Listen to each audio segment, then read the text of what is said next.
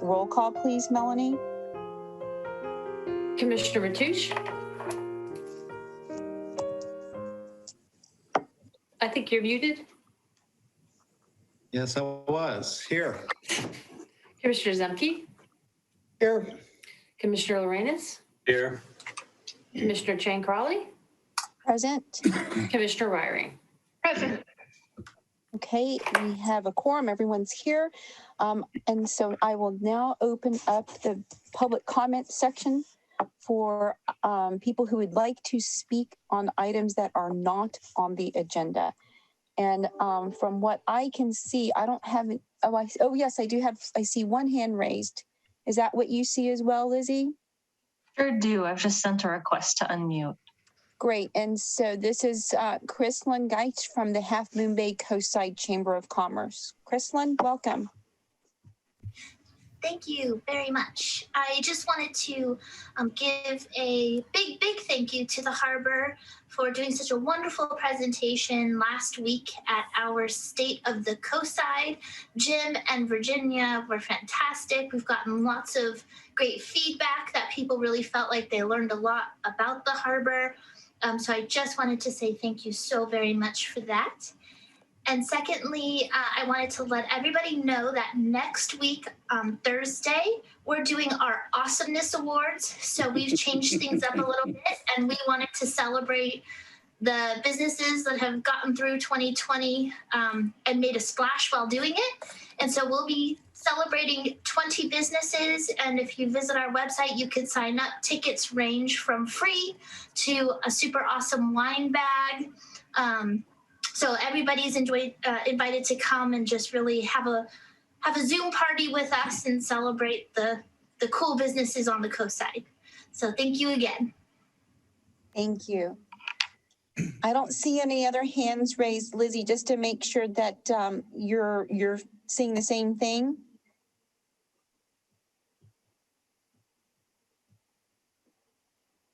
Lizzie? Sorry about that. My connection kind of cut out for a second. I don't see any further hands raised.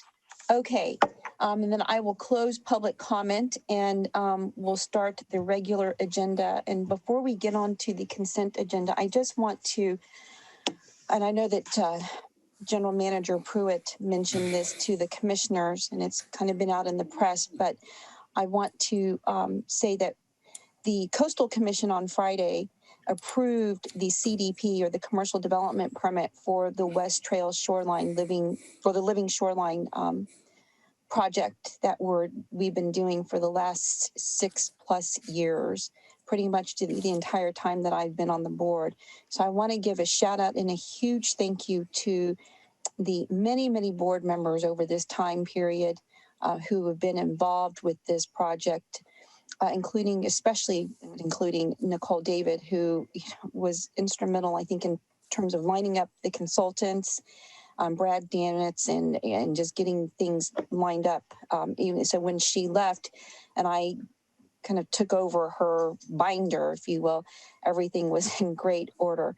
But really, the staff has done a great job. The public has been very vocal and supportive, and I guess given their input, they've been giving good advice and input that in being creative and things that we might not have thought of. And I think as we continue to move forward, I think it's a project that this community and all of San Mateo County can be very proud of.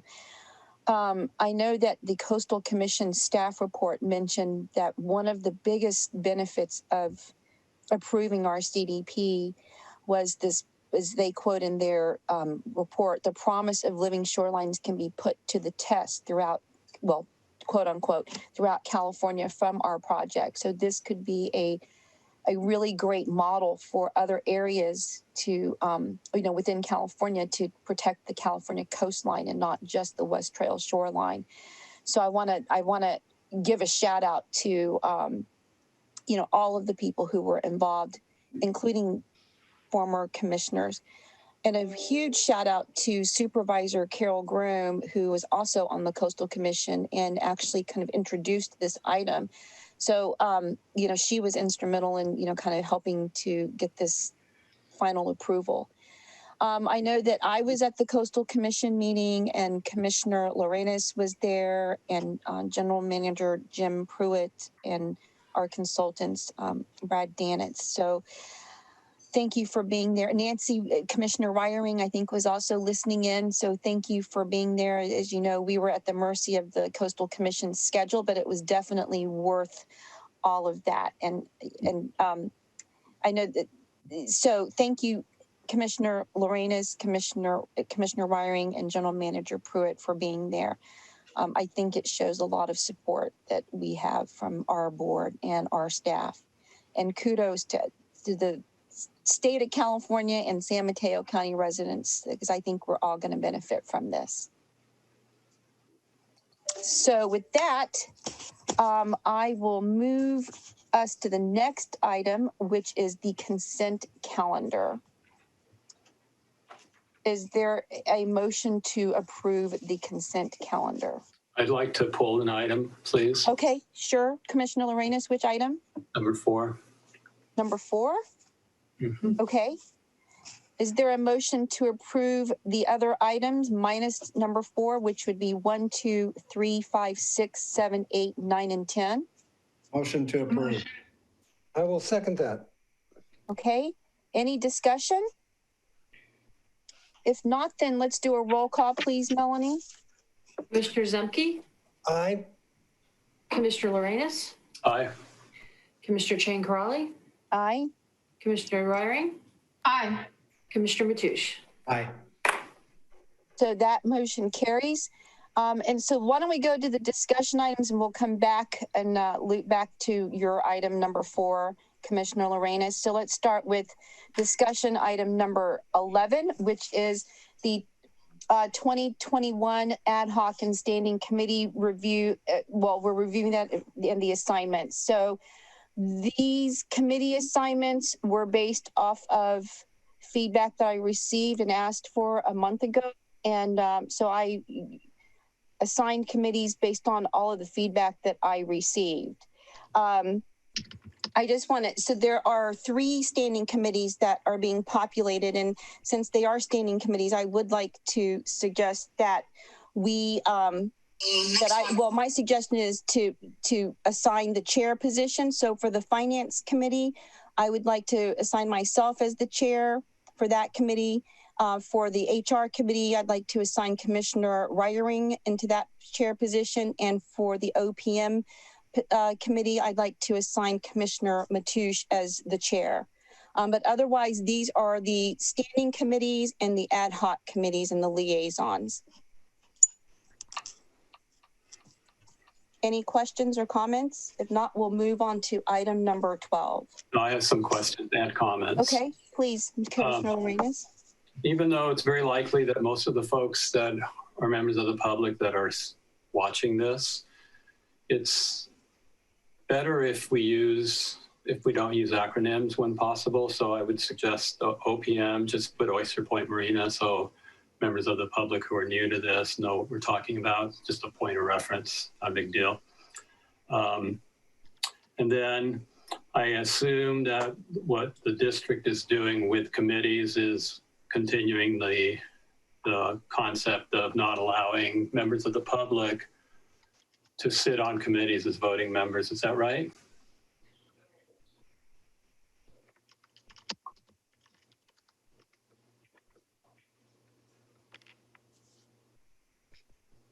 We're following our current policy, Commissioner Lorenas. Okay. So if you members of the public and commissioners, you'll notice that I'm, that I'm not on any of these committees. And that is because I refuse to sit on a committee that doesn't allow the public a vote. And the reason for that is, like I've said many times before, but I'll say it again, is that it's in my view, it's important to have members of the public sit on committees as a voting member. And I'd like to remind everyone that what committees do is they help the district do some of the work. And once they've done their study, they do they will make a recommendation if it's appropriate to the board, and the board would approve the results of or the recommendations, or send it back to committee if they don't approve. So the point of that is that while having a member of the public actually voting on a committee, it does not change the ability of the board to control what we do. We always vote on recommendations from the committee. We are one of the few, if not the only, committee that does this. And it's a radical change that was done over the last few years. And I'm in complete disagreement with it. And I will not serve on a committee that doesn't allow the public to vote. Thank you. Any other comments from commissioners on these committee assignments? Now, it's also important to understand that nothing ever prevents the members of the public from attending the committee meetings and making public comment and having interaction. So it's just simply a difference of viewpoint. Actually, Tom, it's not exactly accurate. And I've made this point before. There is an absolute difference. Point of order, through the chair. Commissioners should not be responding to each other in this manner. They can speak to the room. Okay, thank you, Commissioner Wiring. Commissioner Lorenas, would you like to say what you said earlier in response to Commissioner Mateusz? Well, we're going to be playing these games forever. Okay. Dear room, I'm responding to the room. And what I'm saying is, and I've said this before, and I don't appreciate this game.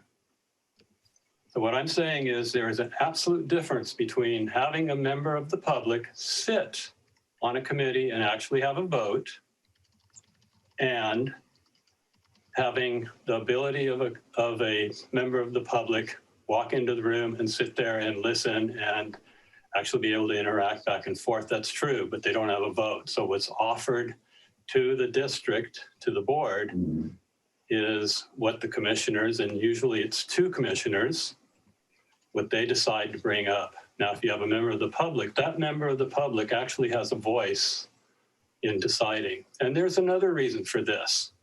When I first started as a commissioner, for members of the public that don't know this, our committees have two members of the board. Well, if that's the case, then as was the case for me when Robert Bernardo was a commissioner, he refused to sit on one of my committee meetings, and I spent 8 months trying to have one meeting. So if you have a member of the public, you have two people that can, a commissioner and a member of the public, you can still have a quorum, and that forces the other commissioner to be engaged in the meetings. So it's very different. The other thing, as I've said before, for members of the public who would like to have a chance to see what it's like to sit on a committee and be subject to the Brown Act and learn a little bit about public service, our committees that would offer a great advantage to someone who would just like to see what it's like and see how they feel about doing actual public service. It's a service that we can provide. And the other reason is, if you provide the public with an opportunity to have a vote on a committee, you can bring in people with expertise and have them actually sit on your committee, which is what we had done in the past. So it is absolutely not the same thing as just having someone walk into the room and sit as a committee. Thank you, Commissioner Lorenas.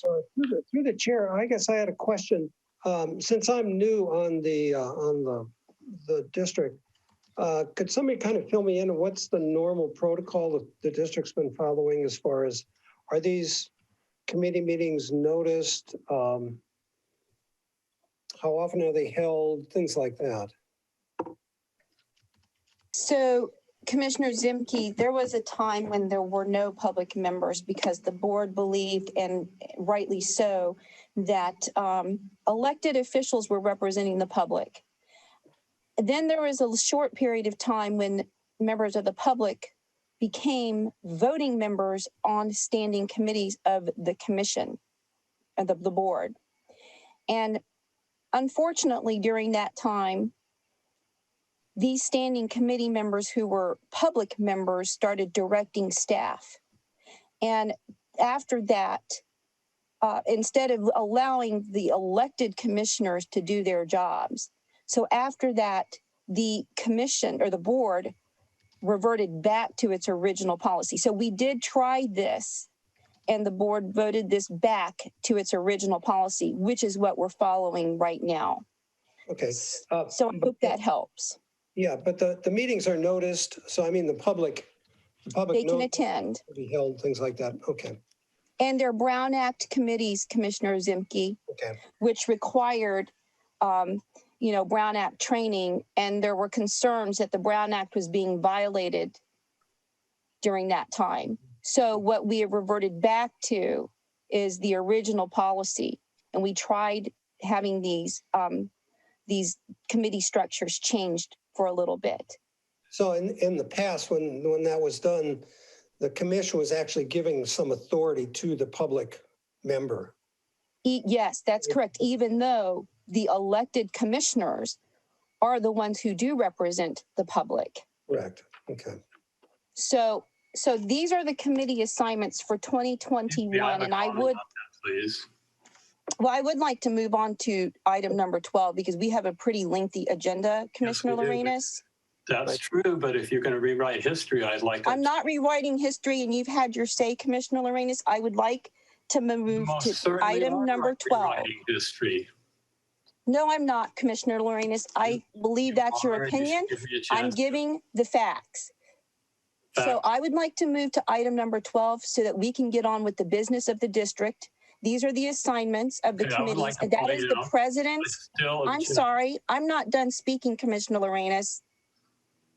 That is the prerogative of the chair to make these appointments and assignments, which I have done based on. Point out, you're silencing me. I'm not. You're interrupting me. I am not done. Will you give me the opportunity to speak? You've already had your opportunity to speak. Oh, you are silencing me. No, I'm not silencing you. I've given you two opportunities to speak, and you're blaming me or accusing me of rewriting history, which I'm not. So I would like to continue with the business. Okay. So you are silencing me. No, I'm not silencing you. That's your opinion. So we're moving on to item number 12, which is approve the proposed changes to the commercial activity permit template. Julie. I think this is Jim's. Or Jim. It is my item, and I will, let me move the agenda along here. And I believe this is is this the item that Commissioner Matoush has to recuse himself from?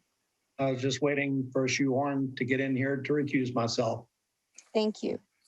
Commissioner Matoush will notify you when we're on the next agenda item. All right, thank you.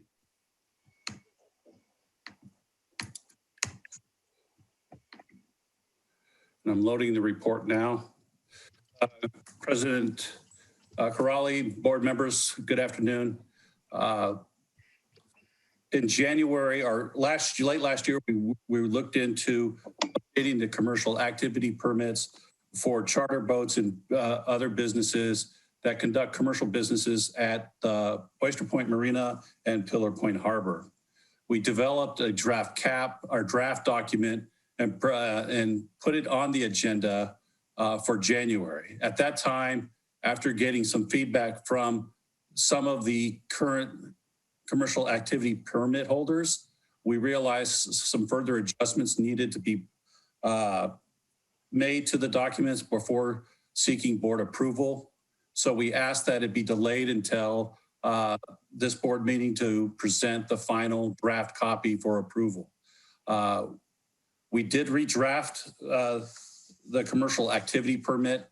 We're recommending that they be split into two types. One is the vessel commercial activity permit, and the other is the shore-based business commercial activity permit. We drafted those draft documents for the vessel, passenger vessel draft.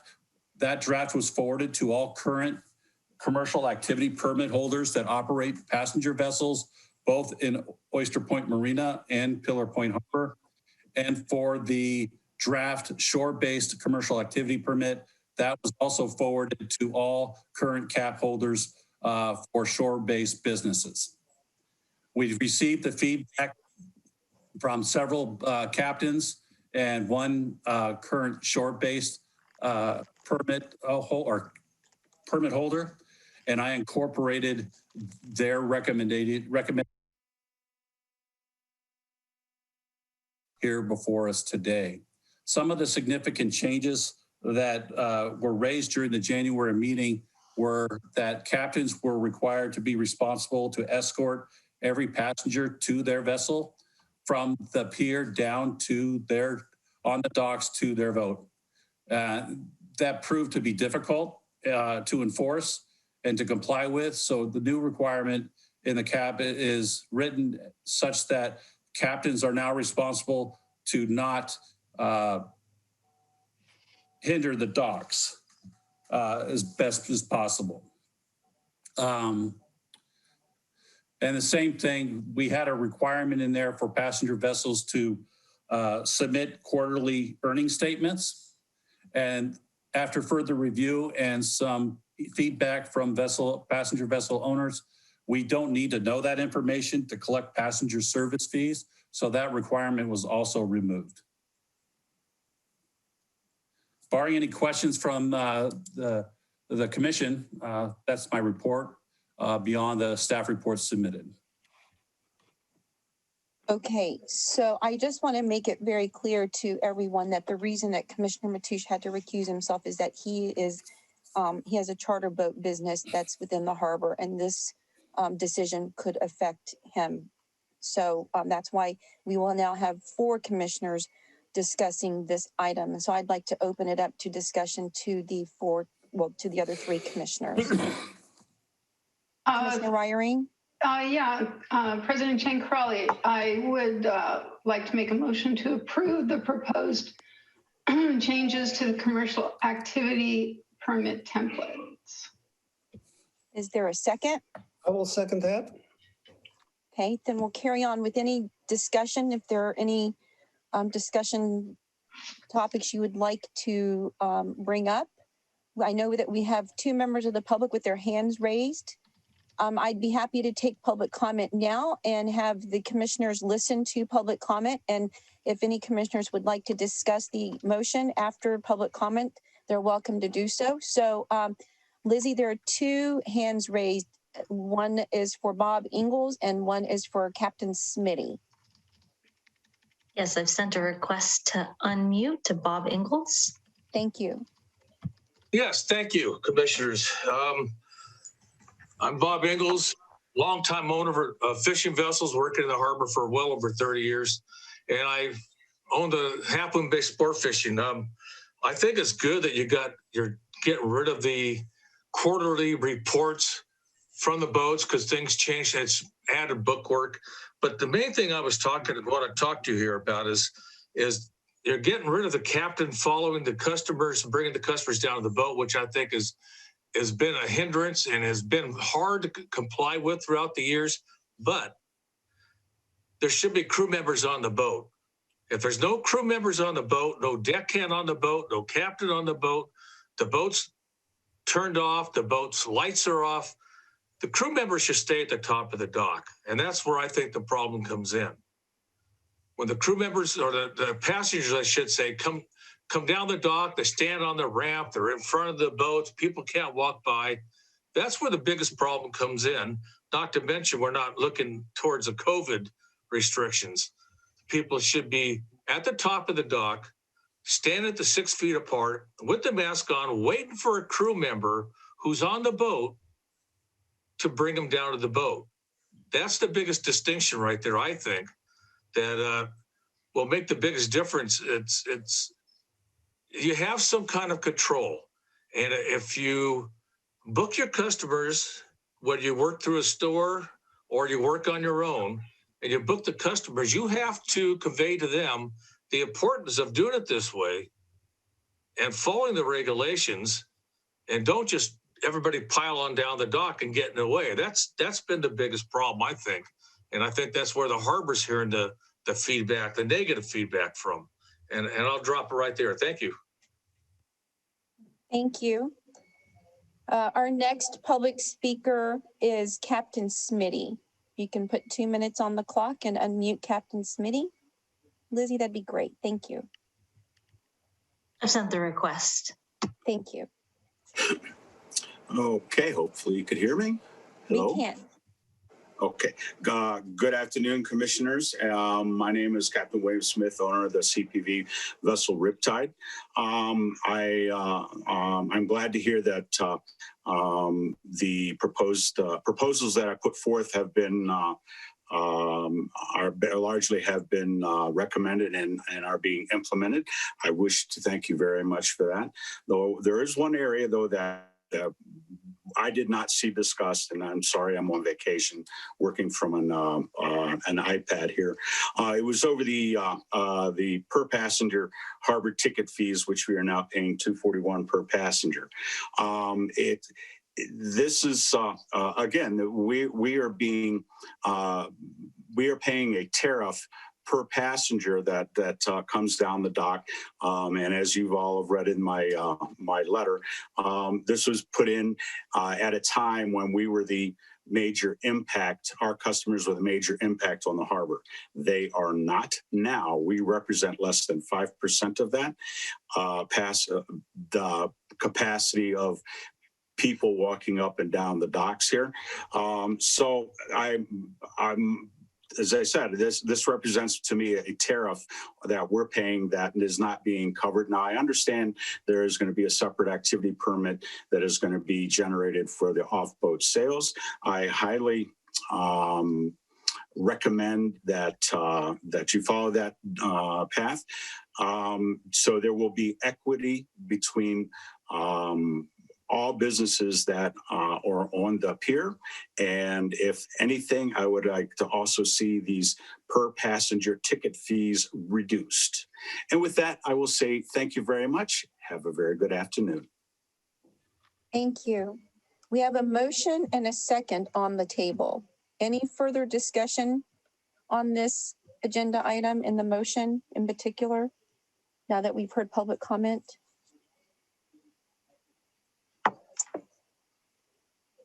Okay. Yeah, I just like to say that I believe that Jim has shared this information with our local captains and integrated their comments into his recommendations. And the staff report. Yeah. Commissioner Lorenas, do you have a comment? I do have a question for Jim. So the question I have for you is on our first speaker from the public. So can you give me an idea of how the change in the regulation will work with respect to people getting down to the docks and then onto the boats? Right now, the Harbor District doesn't have any policy or physical barrier to prevent people from going down on the commercial docks.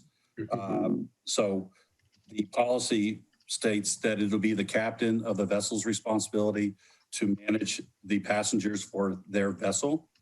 So we'd be looking to those captains and whoever books those trips to advise their passengers before they arrive, when they book their trip, of the rules to stay up on the main pier, 6 feet apart, don't come down until you're signaled. However, that captain decides to bring their passengers down, either sending a crew member up or that captain going up, him or herself.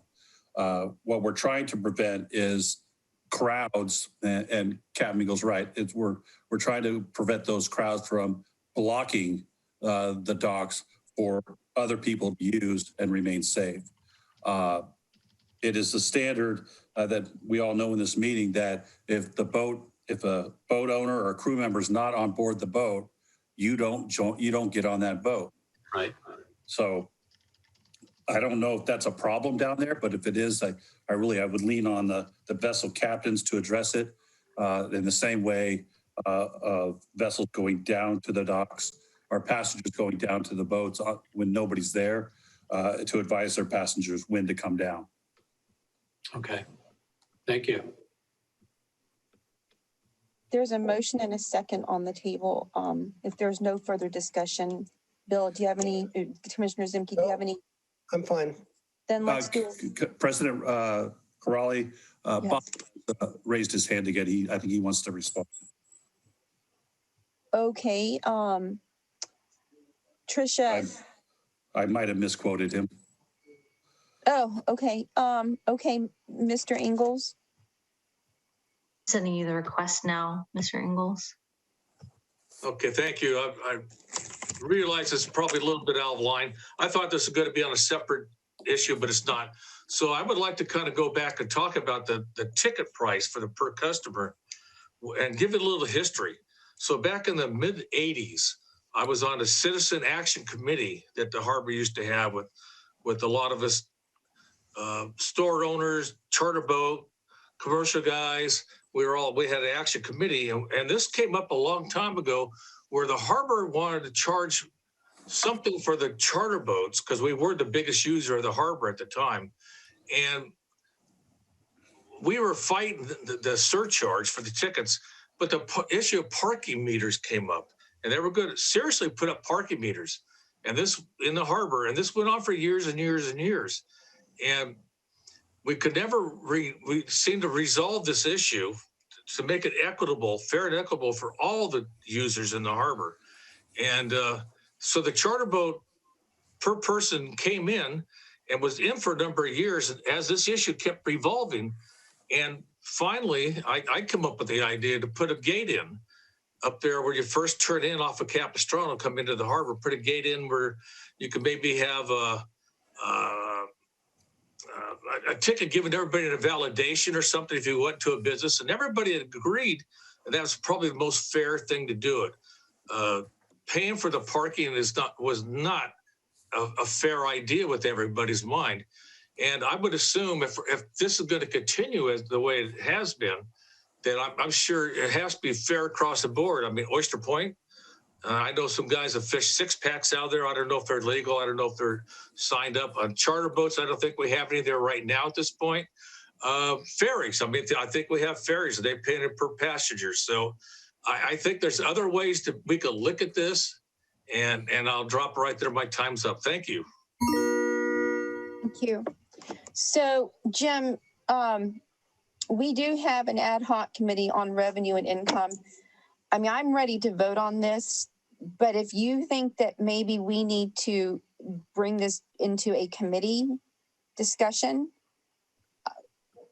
to take into account, the public's input, I mean, we could do that too. President Corrali, the passenger service fee is in the cap because it is what the current rates for the approved rates for the district state. I think the rate discussion for the passenger fee belongs when we come to the board annually on the fees and rates set by the district. It's at that point we seek input on what the district charges for different services.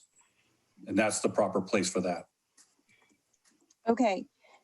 Okay, so we do have this motion from Commissioner Reiering and a second from Commissioner Zimke.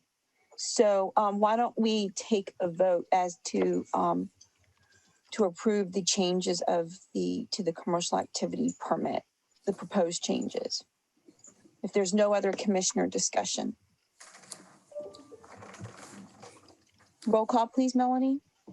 Commissioner Lorenz. Aye. Commissioner Chang Corrali. Aye. Commissioner Reiring. Aye. Commissioner Mateusz. Commissioner Zimke. Aye. So that motion carries. Thank you very much. And thank you to the public who took the time out to come and speak with us today. So now we're moving on to item 13, which is the commercial activity permit and potential fees for off the boat fish sales. Jim? President Corrali and commissioners, I want to. Oh, wait. We need to get Tom back too. Commissioner Melanie, can we get Tom back?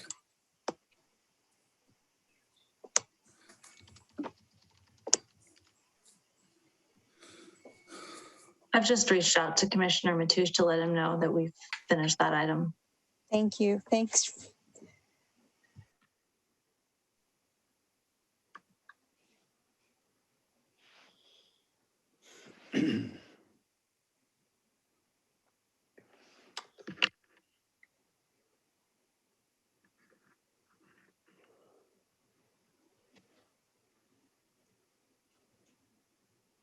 You make sure that Commissioner Matoush is using the right link. I sure will. I'm contacting him now.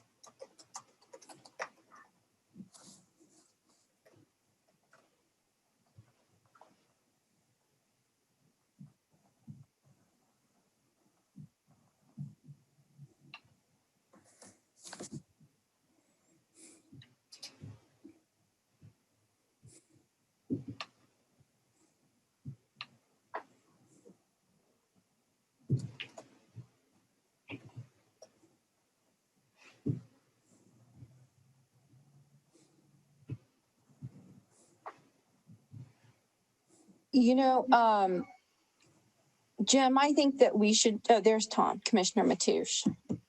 Yep, he's back. Great, thank you. So, Jim, would you like to continue or start your report again, please? Thank you, President Reiring. Commissioners, staff is seeking direction from the board on a policy question. And that policy question, should the district investigate new revenue of this type of fish sales to bring equity between sales and other tenants in similar businesses, i.e. fish buyers unloading fees, off the dock sales, and some retail leases. And what we're talking about there is a fee for all the off the boat fish sales. There's several different policy and ordinances and laws from the state of California for the district to set fixed rates for wharfage charges and other charges. Our ordinance code says the same thing, that we shall establish rates and fees.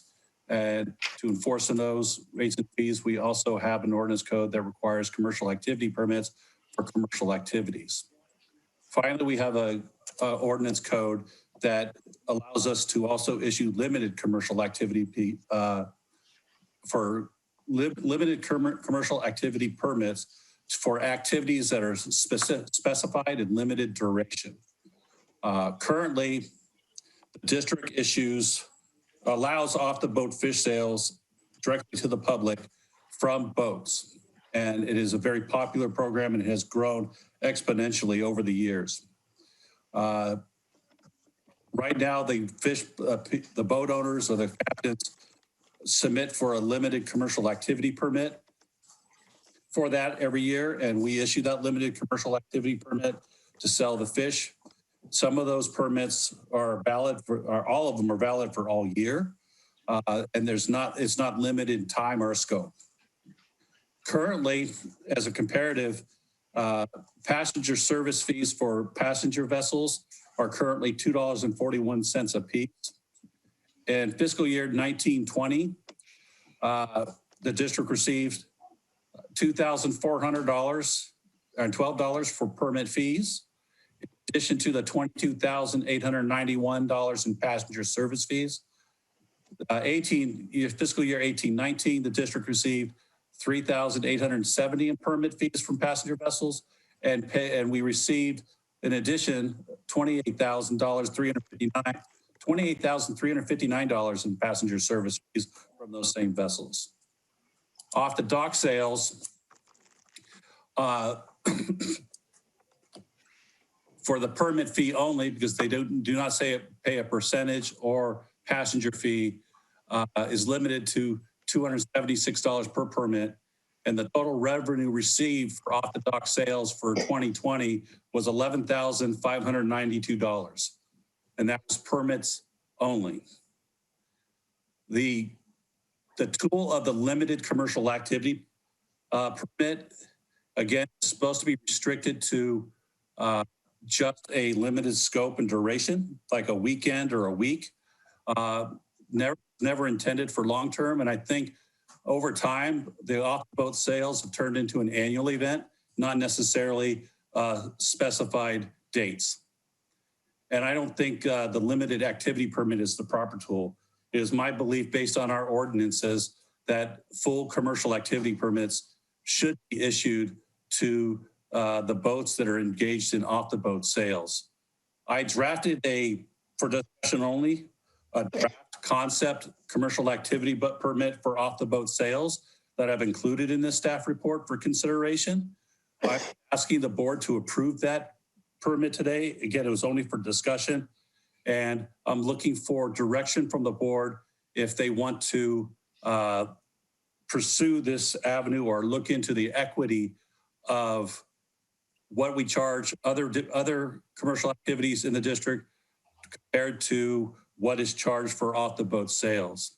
And noted in the staff report, the fish buyer lessees that operate at the end of Johnson Pier, per their lease, when they sell fish or crab to the general public, they have to, per the lease, pay the district 2.5% of the gross sales.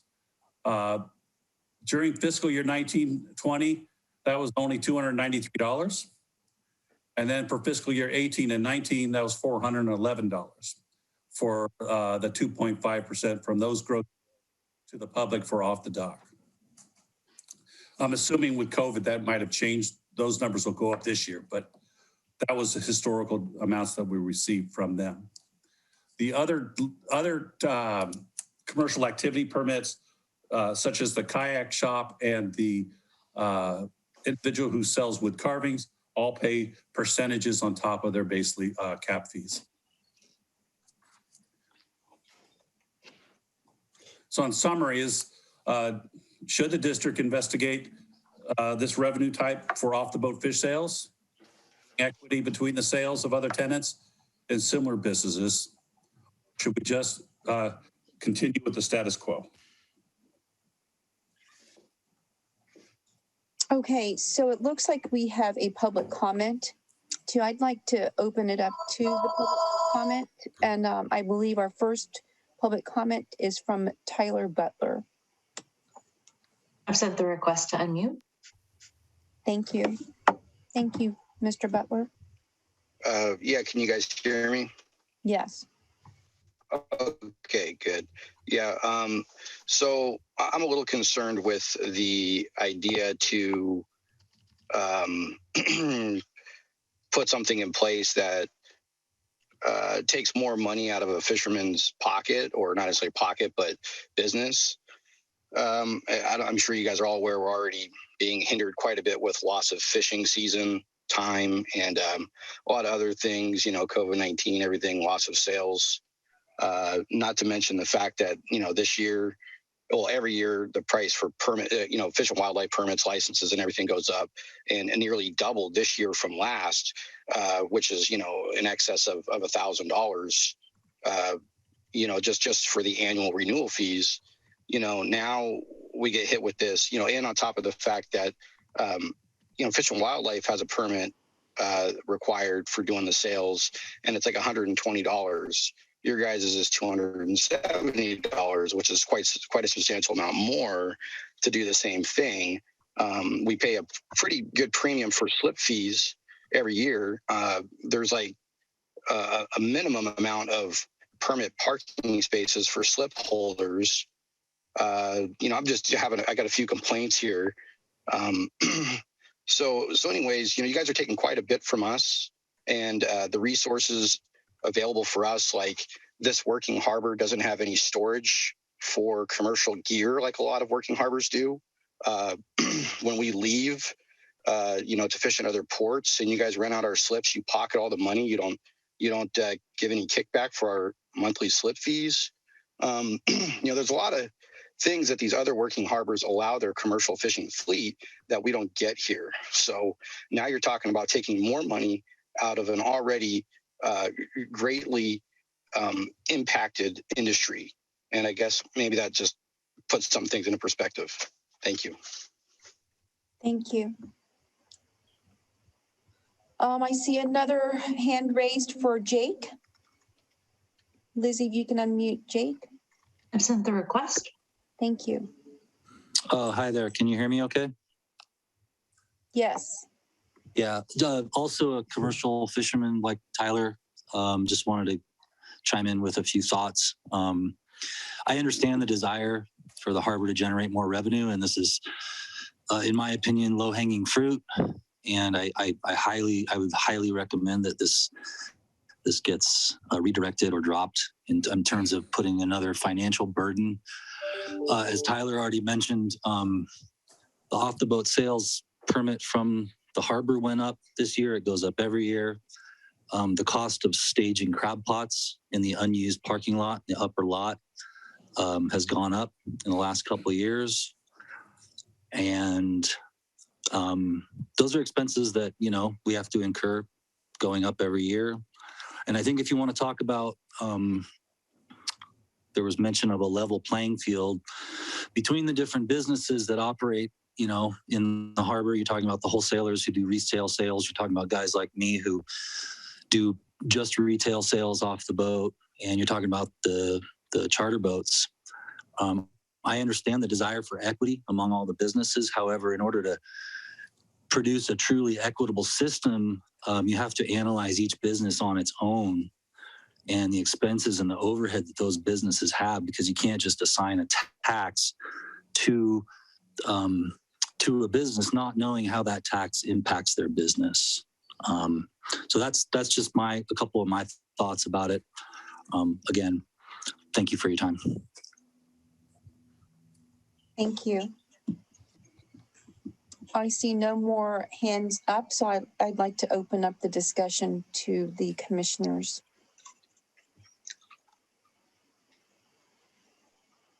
President Chang Crowley, I'll make a motion before we start the discussion. I move to direct staff to work with stakeholders to discuss issues, opportunities, enforcement, and constraints in the equitable collection of fees from commercial interests as they relate to direct off-the-boat sales, and bring back options for board consideration. Is there a second? I will second that. Okay, so to kick off the discussion, I'd like to open it up for commissioner comment, commissioner discussion. Now, I do have a question for the general manager related to Commissioner Reiring's motion. Jim, do you think that this might make sense as you work through, or as the board and the district work through these issues, that maybe this is something that the ad hoc committee should look at, the ad hoc committee on revenue and income, which was primarily put together by me to look at how we deal with economic recovery for our tenants, since about 35% of our revenue is from enterprise funds, which means that we're dealing with some form of making at least cost recovery for funds for cost recovery. Yes, I think President Corrali, I think this would be an excellent topic to refer to that committee or the finance committee to discuss it more in detail. Our intent is, if the board does us to research this further, that we would work with the fishermen and also other users of the port, and also compare to other marinas in the area to see what they're doing also, and provide a full and complete staff report back to the committee to be forwarded to the full board.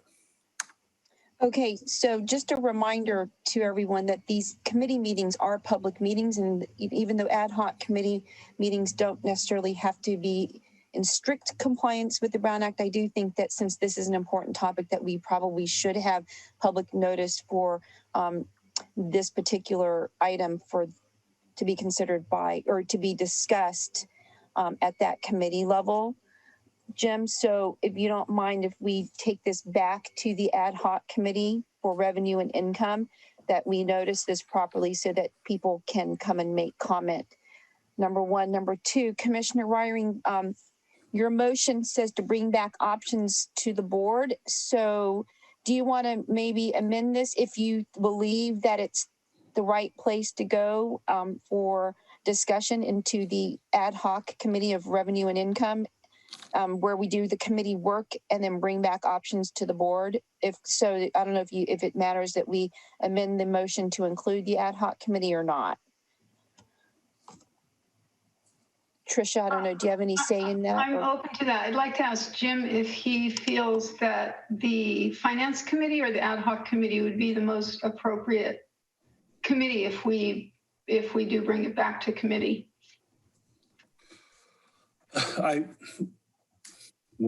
My original thought was finance committee when I was thinking of this, until such time that the revenue and income committee was formed. But I truly believe that it would be a better fit in the revenue and income committee. Trisha, do we need to amend that motion then to include the revenue and income committee?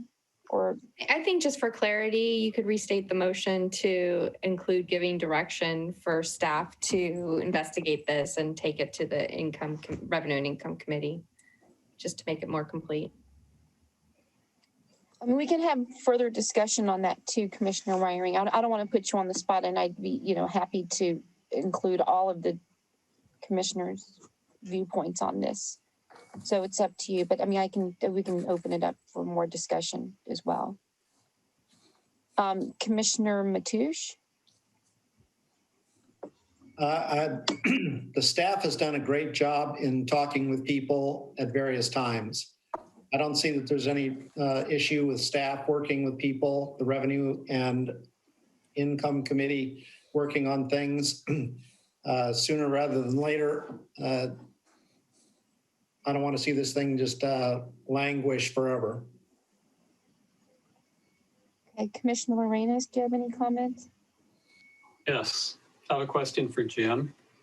So Jim, I'm wondering if bringing this subject up offers an opportunity to have a holistic view of direct off-boat fish sales in general.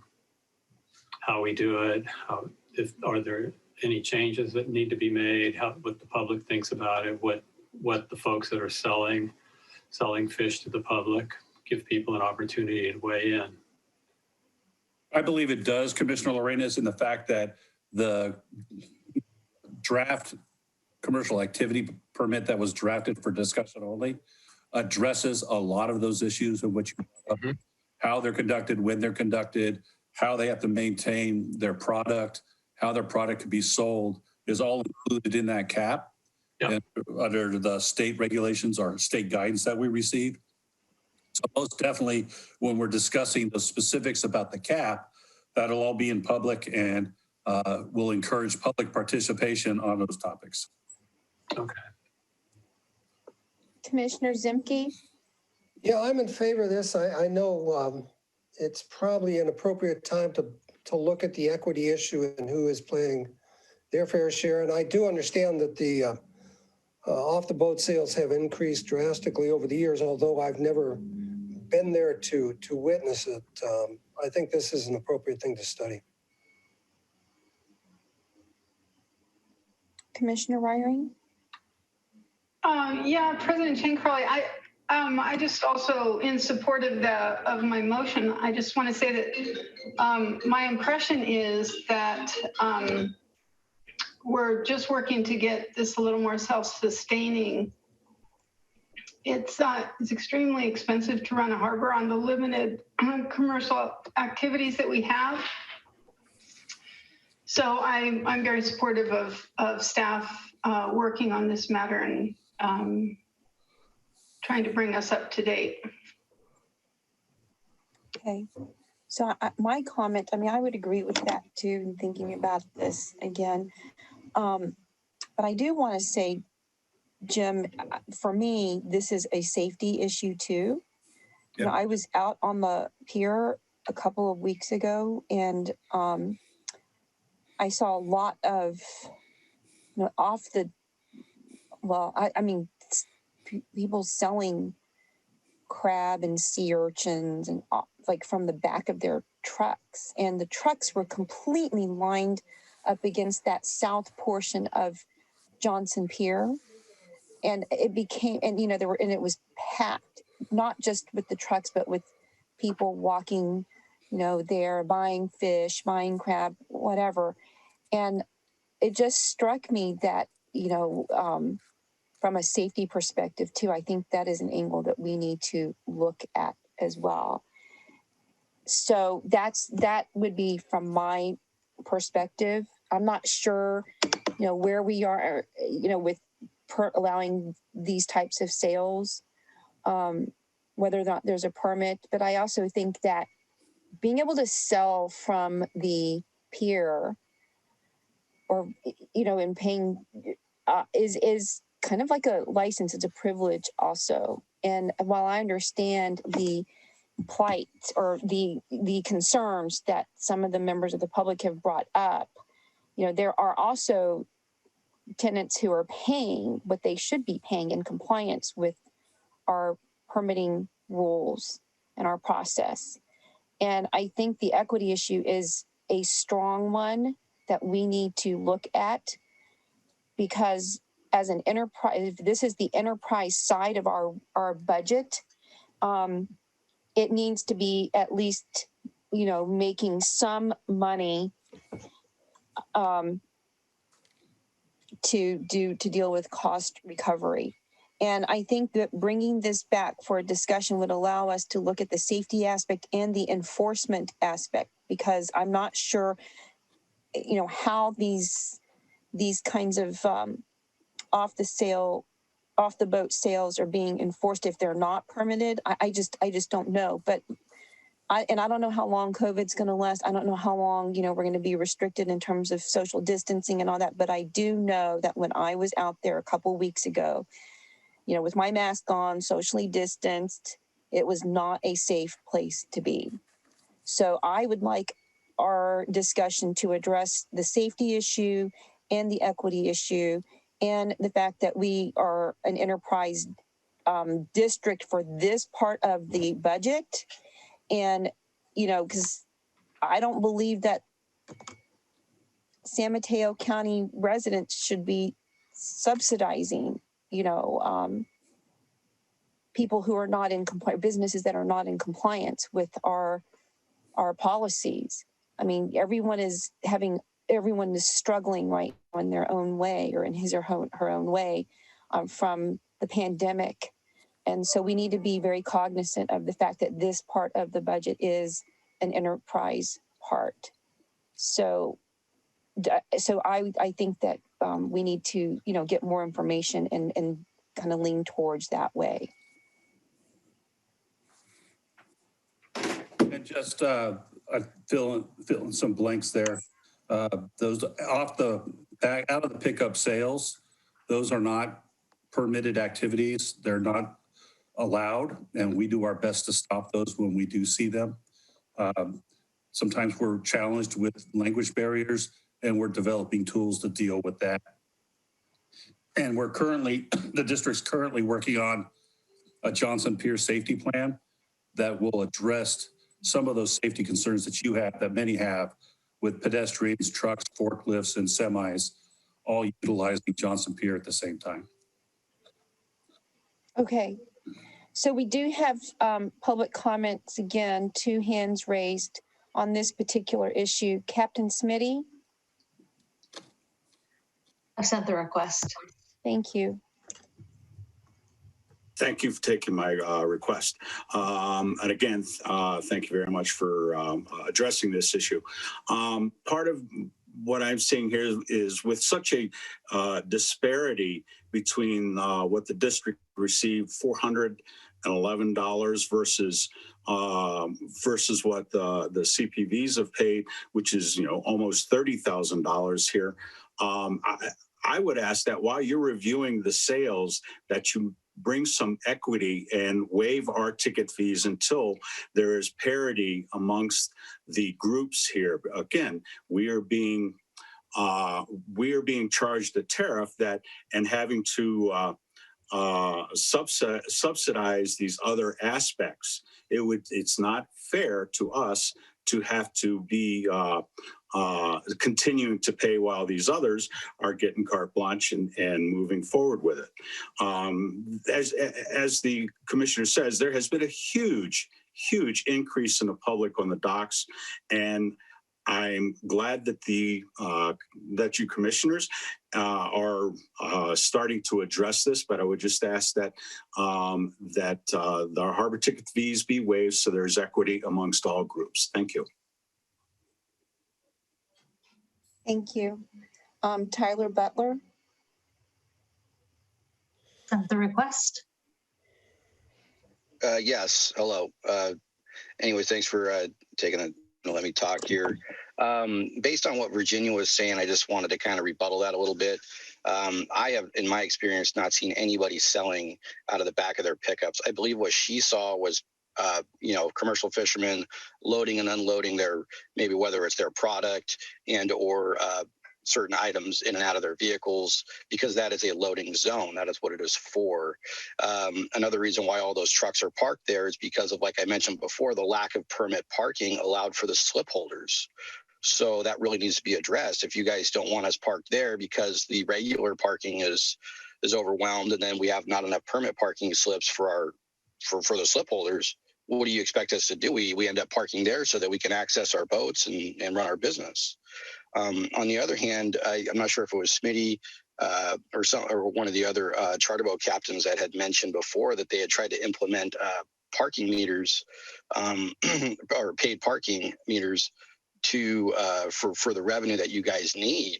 I think that should definitely be pursued, opposed to taxing a commercial fleet that's already so overwhelmingly taxed with certain regulations and like I said, lots of fishing time and everything else. So anyways, just please understand and try to do your best to seek revenue in a place where it might not hurt somebody as much as it would us.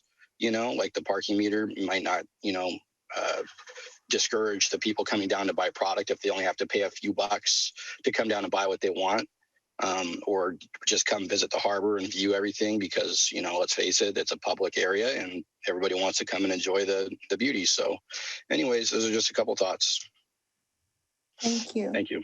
Mm-hmm. Bob Ingalls has his hand raised, Lizzie. I sent the request.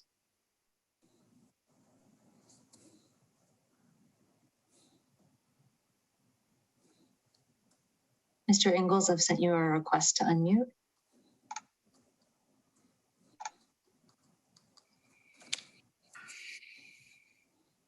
Myself. Here, okay. Okay, hello, operator malfunction.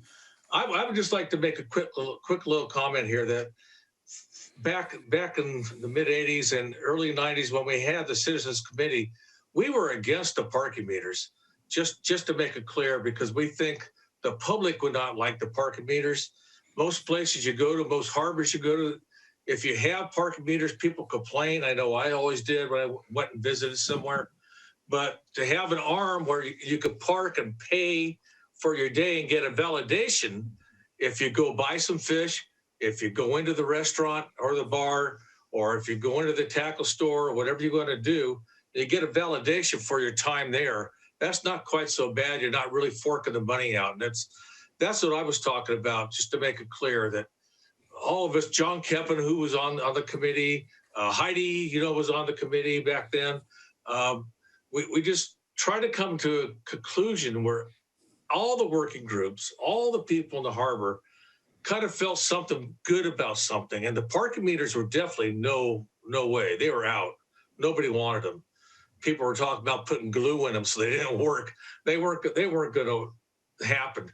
And still, I think the arm, the raise up and let a car in the harbor, even though it may cause a little backup, you could maybe move it a little further up out of the road. But it seems like the only way that could really give some revenue and make it fair on everybody. And that's what the point I was trying to get across. I wasn't trying to say anything else. Okay, thank you. Thank you. We have one. I'm going to take one more public comment from Jake. Jake, I've sent you the request to unmute. Yeah, okay. Do you hear me all right? We do. Great. Just one more quick thing to address what Commissioner Chang was talking about, and I do actually, believe it or not, as a fisherman who sells the majority of his products from my boat in Pillar Point Harbor, that's a huge part of my annual revenue, and I depend on it. And I'm actually okay with the idea of paying a percentage, as a revenue source for the harbor. I understand it takes money to keep the harbor going, and that's an ongoing issue for the commission. However, what I think needs to be done before any steps towards that are being taken are to look at the whole picture, like Commissioner, I forget his name, but he mentioned a full accounting and a full holistic look at the off-the-boat sales model and how it works, and safety and revenue generation. The whole picture needs to be looked at before anything gets talked about in concrete terms, because this is going to change a lot of the business models that we've set up over the last 9 years, setting up my business to try to be profitable with what I do, not taking into account a 2 or a however much percent essentially a tax on the business that I do. And I'd also like to remind the commission that there was some comparison between off the boat sales and the wholesalers who also do retail sales there at the end of the pier. As retailers off our boats, myself, Mr. Butler, whoever else does it in the harbor, we do pay those landing taxes, just like the 3 captains and Morningstar and Pillar Point Fisheries do. So we're responsible for that as well. And with that, I'll sign off. Thank you. So I just want to remind the commissioners that the motion is we're not making a decision today, but the motion that Commissioner Reiring made was just to direct staff to work with stakeholders to discuss issues, opportunities, enforcement, and constraints in the equitable collection of fees from commercial interests as they relate to direct off-the-boat sales, and bring back options for board consideration. So no decision. Question? Well, let me just ask one more question of the general manager. Jim, how long do you think this process will take before you can bring back options to the board for further discussion? It'll take several months to get the full impact and public comment to get taken care of. My goal for this project, if the board wishes to pursue it, is to have it completed, done, and ready to go, so that in 2021, we're issuing the new permit instead of operating under the old permits. Okay, so I don't think there's any more discussion so from the commissioners, and there are no more public comments, so I'm closing that. So roll call, please, Melanie, from Commissioner Reiring's motion.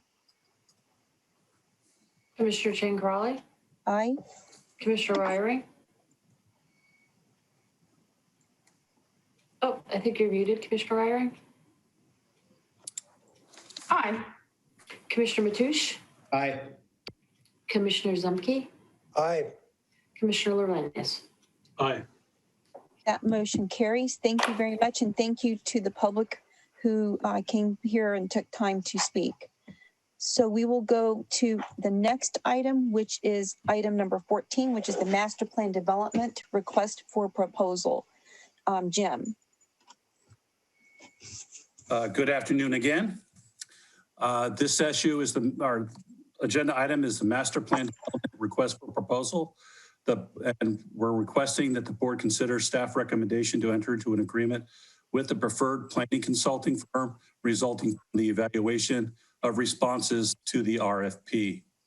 The recommended motion is pursuant to a publicly advertised request for proposal, authorize the general manager to enter into a professional service agreement with the preferred firm, DUDEC, for planning, consultation services, and development of a master plan for an amount not to exceed $348,281 with a 10% contingency in the event there is a need for due to unforeseen challenges, and authorize the general manager to issue change orders up to the contingency amount and approve increase in capital expenditure appropriations of $383,109 to be funded by available working capital. The master plan was approved last year in our 2021 budget. This is within our budget considerations. The process we did was we issued a request for a proposal.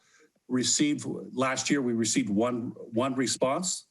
The board decided that they would like more responses, so we reissued the request for proposal and got 5 responses. The director of operations, the director of admin services, and myself conducted interviews, or reviewed all 5 responses and selected 3 for interviews. We conducted those interviews of the 3 responsive firms and determined that DUDEC Consulting would best fit the needs of the district. You can see in the staff report all the requirements and things they will have to comply with, and recommend that the board does approve the motion as stated to select DUDEC as the master plan consultant. And a representative from DUDEC is here online to answer any further questions that I'm unable to answer. Great, I'll open it up to Commissioner. Motion is worded. Sorry, Commissioner Matoush. I support the motion as worded. Okay, is there a second? Before we start to kick off the discussion? I'll second that. Okay, so I'll open it up to discussion among the commissioners right now. Commissioner Matoush? The staff has done a marvelous job of looking at all different groups, and I look forward to moving ahead with DUDEC. As we know, our strategic plan, it's like a lot of pickup sticks. There's so many items in the strategic plan that we say, well, we're going to kick this down the road until we have the master plan finalized. We've got so much of the main skeleton all built and put together. I look forward to just moving ahead, completing this and putting it behind us.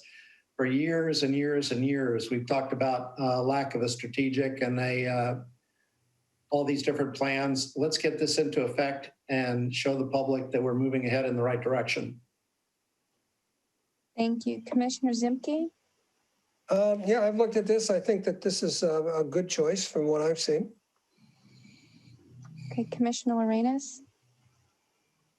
I don't have any comments. Commissioner Ryring? Yeah, I'm in support of it. I'm flabbergasted by what it costs.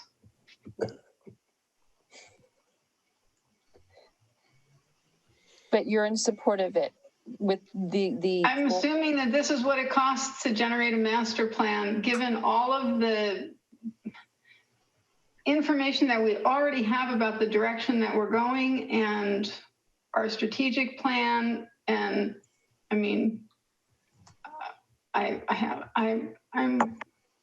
have confidence that our staff has more knowledge about this than I do.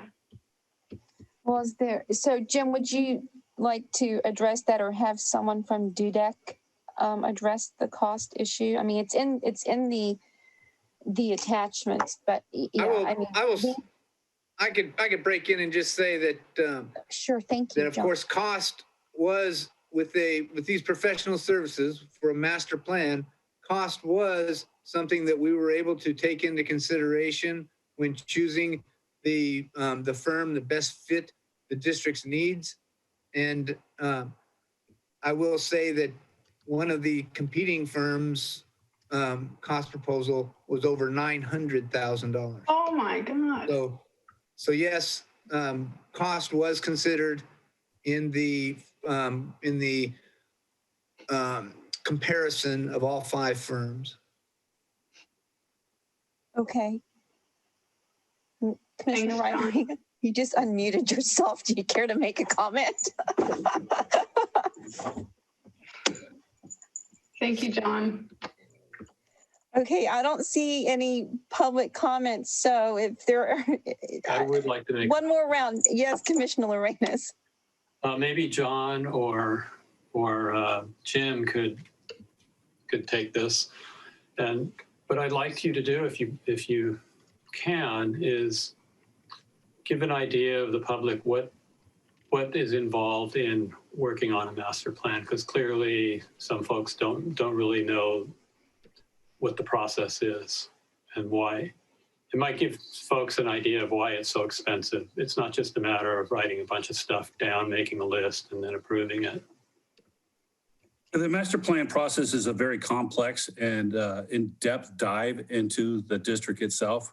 It will include a complete condition survey of all physical assets of the district, the piers, the boat, or the piers, the docks, the floating docks, our buildings, and that will all that will be included. So also exploring additional avenues of revenue should the district expand or contract. So a much more complex process and in-depth, and it also involves multiple public outreach and public sessions to get the input from the county on what they want Pillar Point Harbor to look like in the future. And the same thing for what they want Oyster Point to look like and how they think the district should be running well into the decades into the future. So it's very comprehensive, very in-depth, and basically you'll address all aspects of the Harbor District. And one last question related to this is, could you, just for the members of the public that are either watching this or going to watch this, just give a rough idea of what's the difference between the strategic and the master plan, because there probably is some confusion about that since we have both kind of running together. We do, and the master plan will take the strategic plan into consideration when they develop the master plan, but the master plan is more really nuts and bolts. It will tell the district or give the district specific advice, where the strategic plan says this is where we want to be. It's a very good directional document. The master plan will say, this is where you want to be per your strategic plan, and this is some ways to achieve that and why you should achieve it. So it's much more in depth than the strategic plan. Great, thank you. Thank you. Any other comments? If not, then we'll just take the vote. I don't see any public comments. Yes, so one of the things to point out is some of the subcontractors, I believe GHD has pretty much of a condition survey on the majority of everything we have. Granted, nothing they did in the past will apply to Oyster Point very much as before.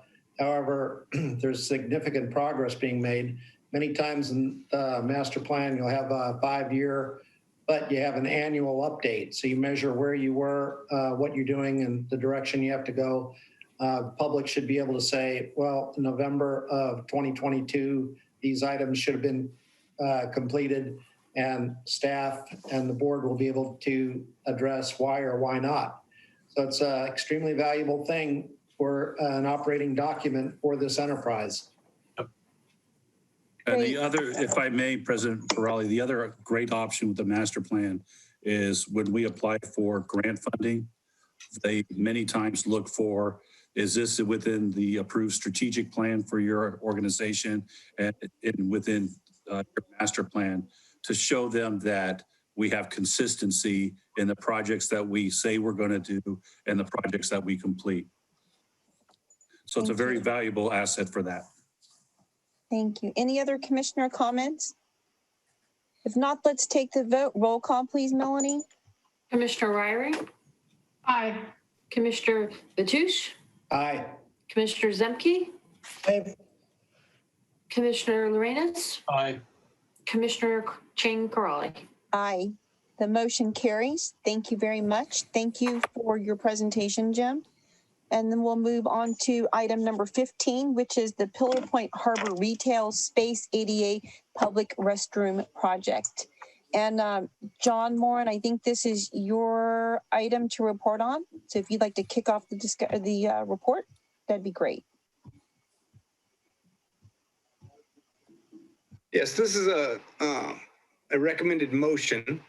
Direct staff to solicit bids for construction of the preferred plan for the Pillar Point Harbor Retail Space ADA Public Restroom Project in accordance with the Public Contract Code invitation for bid process. At Pillar Point Harbor, the district leases out a retail space that is utilized as a restaurant bar known as Catch Joanne Restaurant and Harbor Bar, which currently has 2 small restrooms within it.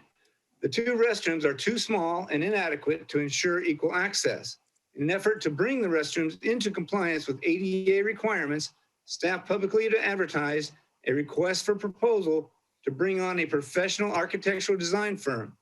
Sally Swanson Architects, Inc. was chosen to lead the effort in creating plans for the construction of the new restrooms. Sally Swanson, Inc. also was the firm that the district chose, and they successfully conducted a ADA evaluation of both properties for the district, an ADA transition plan.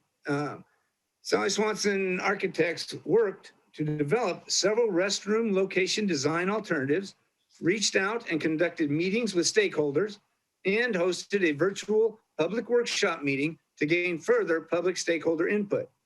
Their design options were very well received, and the public input was considered in the final preferred plan.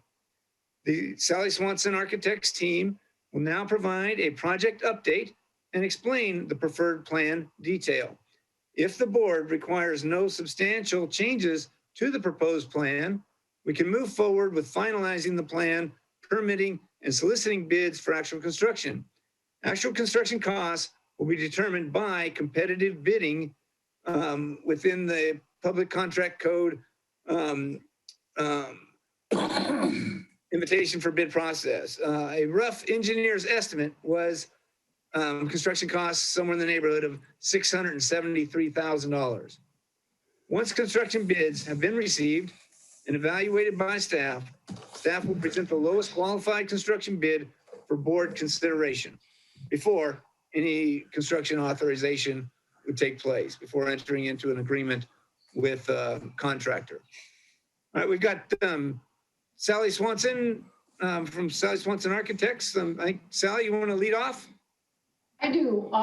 Can we see our PowerPoint? I'd like to share the process we have been working on. Let's see who will do that. Be prepared a PowerPoint.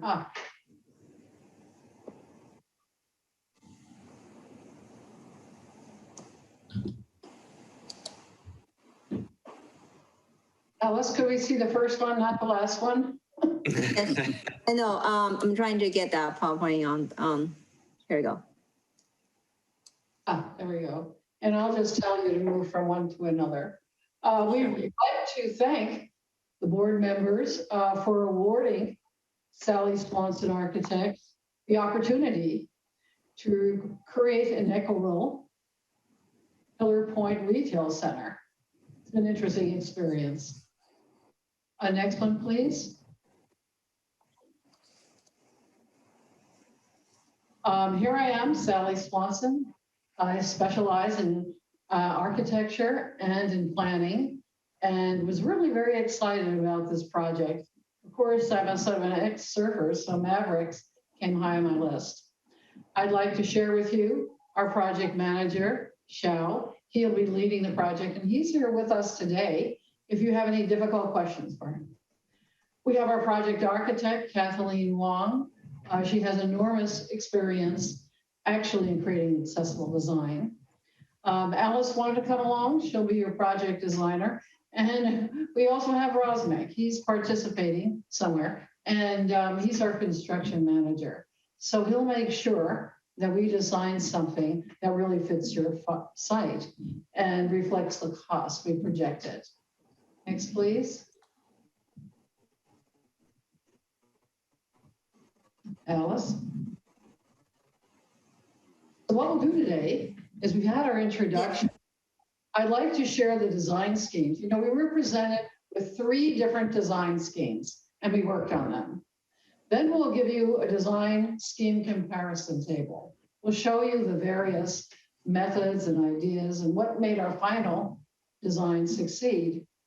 Xiao will share with you a preliminary project schedule. We want to get this project started immediately. And we really hope that you've got some questions and answers. And I'm sure you'll have many. Next, please. There we go. So when we started, this is the existing floor plan. We have Catch Joanne right over here. We have our ice cream parlor to the right. We have our exterior. There's an exit here that leads to a parking area. And as you can see, the existing restrooms adjacent to the bar are not accessible. And as you can see in the ice cream parlor, we have a staff restroom back here, but I felt it was still kind of in the mix. It is still deciding where it wants to be and how it wants to serve the public. And we've understood that maybe you want to make it a coffee shop or a hobby shop, but it's still really in the making. It's a great little space. Next slide, please. I did want to note that the existing seating, the existing seating is 55 individuals. Fine. So 55, right? So here with the new seating is 48. But you can see that the restrooms take quite a bit of the space and they're uncomfortable, like to exit, entrance. And we've lost a lot of the seating. Now in the ice cream shop, we have some restrooms here, but of course it really reduces the square footage. And the interesting thing that we found out that by doing this, the refrigeration unit would have to be new and the storage unit with various different sinks and such would have to be new. So it wasn't such a bargain. And I thought, well, this is going to do it. But cost-wise, it didn't. So we went to the next idea. And this idea actually proved to be very successful. Notice that the new seating here is 63. So we've gained about 8 different seats. Okay, Alice, next slide, please.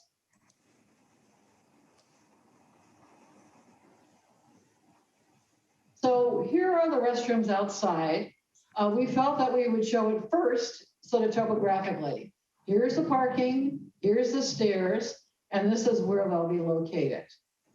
So you can see that Catch Joanne has more seats and the ice cream shop has a lot of possibilities yet to be developed. But I'd like to just share the plan with you. Next slide, please.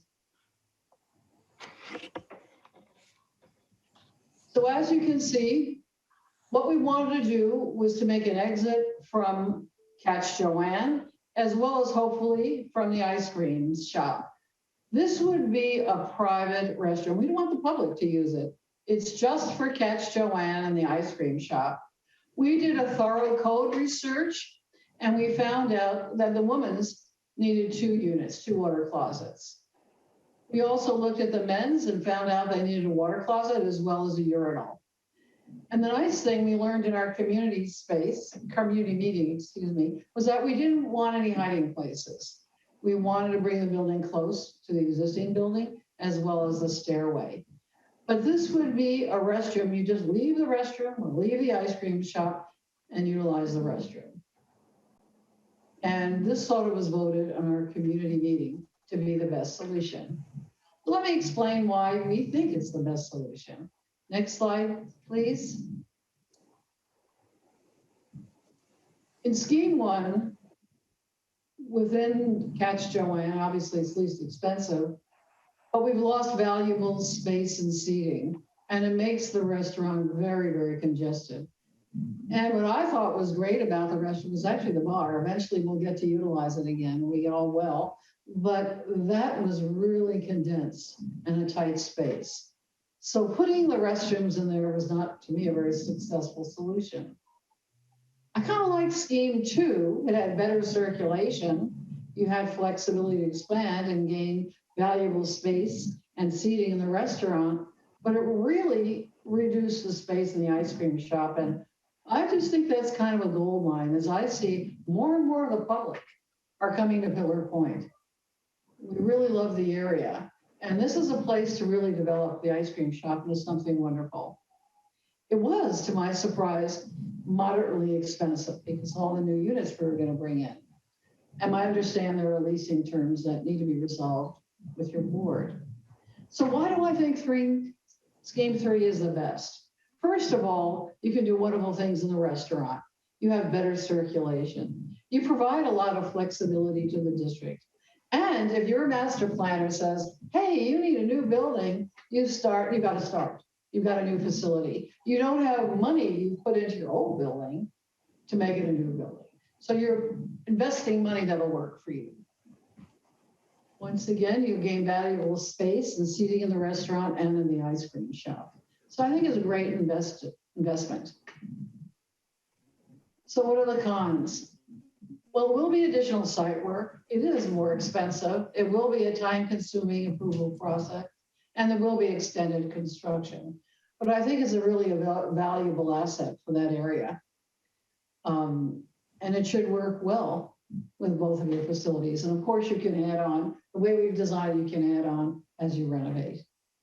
So I just want to turn it over to Xiao to discuss the timeline. Next slide, please.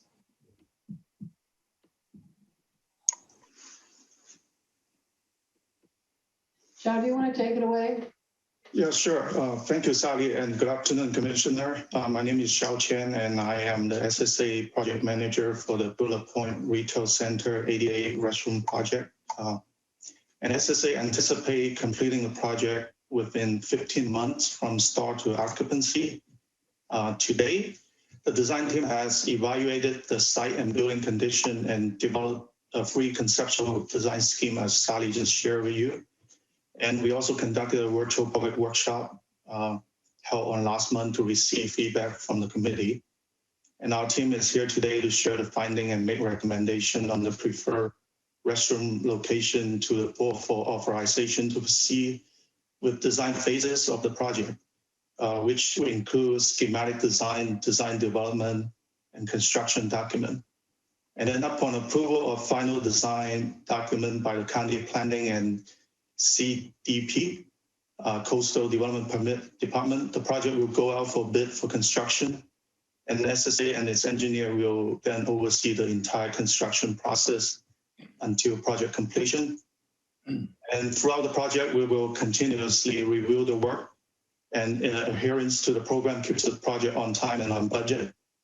And if the project has gotten off track, and our management team will identify such costs promptly and re-evaluate tasks remaining to be done, revise original schedule to allow for all work remaining to be completed by the required end date.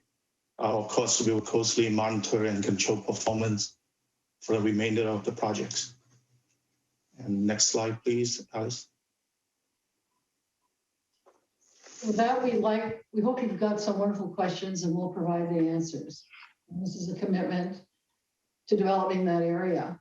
I think that would be very positive and necessary. Thank you, Sally and Xiao. I'd like to open up the discussion to the commissioners for questions and comments. Any comments, Commissioner Mateusz? Yeah, I think I heard Sally say, my first question was going to be, which plan would stand if tenant row is torn down? And it sounds like number 3 that would help us quite a bit. I guess the only concern I have is, will there be some angst about a set of stairs and not a second means of ingress? Well, we did study that in great detail. If we would have, see, we want to make the restrooms just for Catch Joanne and the ice cream shop. We did not want to introduce the public. No surfers are coming to use these toilets. So we just want to make it for the people that are using these facilities. If we were to make it accessible, it would be very expensive. We'd have to get an elevator, we'd have to get ramps. It's not feasible. I would not, I mean, everyone who is physically disabled should be coming in the front doors and using these 2 facilities, Catch Joanne and the ice cream shop. So it doesn't make any sense to make the rear of the building accessible, and just cost-wise. And I noticed the seating. I don't know if there's any value when we do these plans of talking about how much seating they have out front as well, so we know about passenger load. Well, that's a good point. We did not look at the seating out front. We just looked at the seating in the facility for Catch Joanne. I get a sense that the ice cream shop is still yet to be developed. We're not really certain of the seating. Kathleen, you were the project architect. Do you want to share your seating count? That determined the number of restroom units. And unmute yourself, please.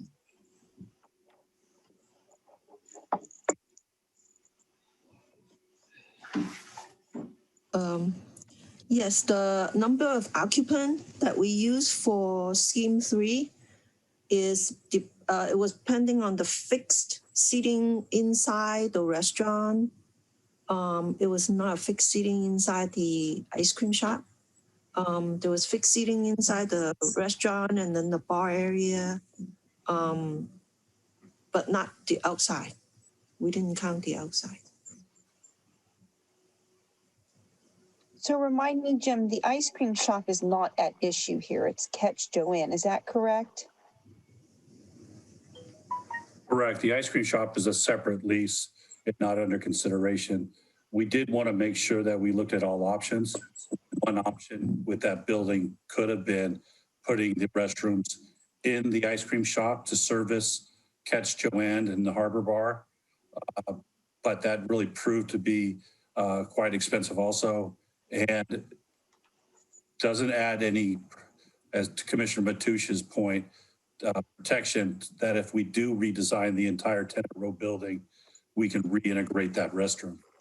So my question to, if I may, please, President Corrali, is the outside seating on the sidewalk is pretty significant. It's almost equal to the seating inside. Not required under California state law to consider that seating. Right now, under COVID, it's kind of very restricted out there, but during normal days, there's picnic tables and chairs out there with a fixed number of seating for Catch Joanne's restaurant itself.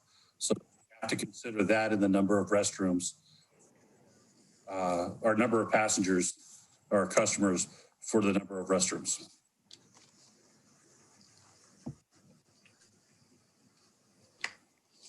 Thank you. Will we lose any parking spaces off of this? Yes, we will. Based on the drawings, Commissioner Mateusz, it looks like 2.5 parking spots from the upper lot will be lost.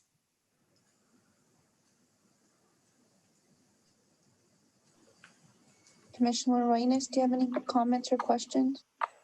Yes, I do. Thank you for asking.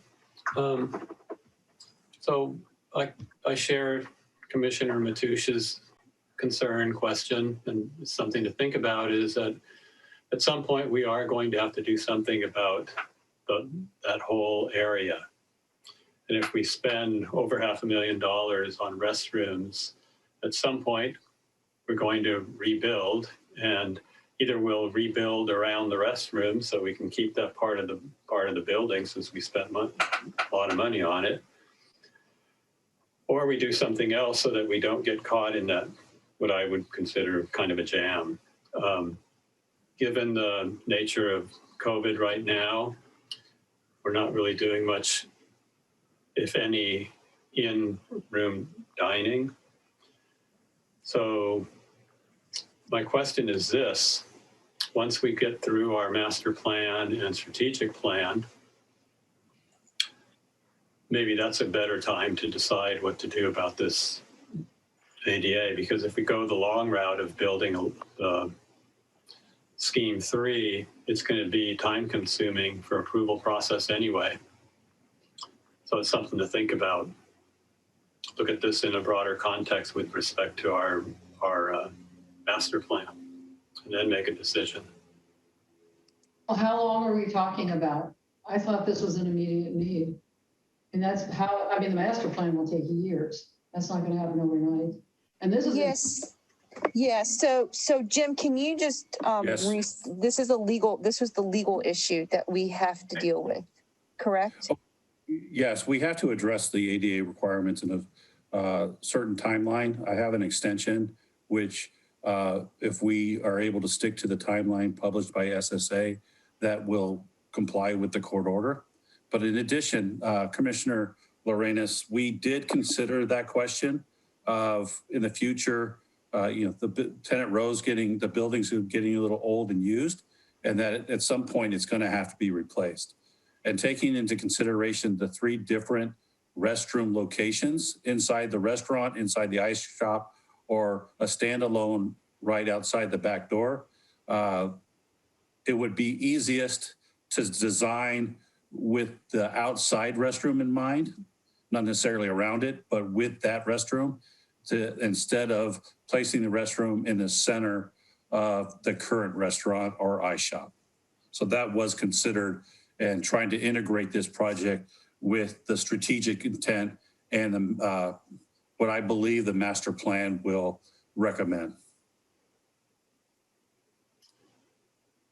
I see. But it seems to me that if we build scheme 3 with the concept of incorporating it at a later date as part of tenant row, what you're really doing is you're fixing our options for what we do with tenant row around that site. That doesn't make a lot of sense to me.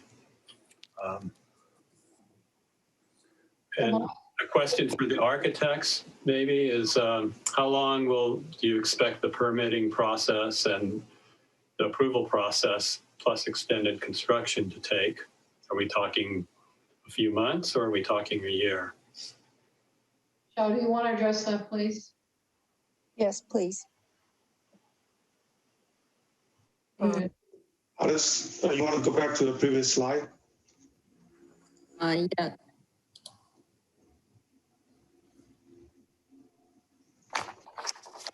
Yeah, if we got authorization to proceed with the design documents, we are right over February right now. It's going to take 3 months for us to finalize all the document, and we estimated about 2 months to get the approval of the proceed with the construction. It just, you can see on the PowerPoint slide the highlighted orange section of the area, and then once we got the approval process, and it's going to take another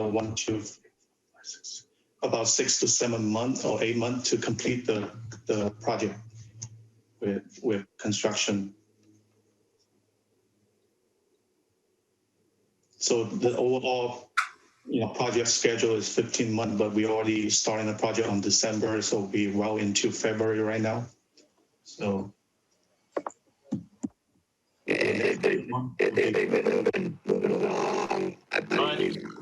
John, your connection's very blurred. Oh, no, I'm sorry. We can't even understand you. We're going on that. Not much better. John, it might be helpful if you mute your video and call in on a phone. That might be the best way. Jim, what is the legal extension date? What's the date the drop dead? Because this has been extended before because of COVID as well.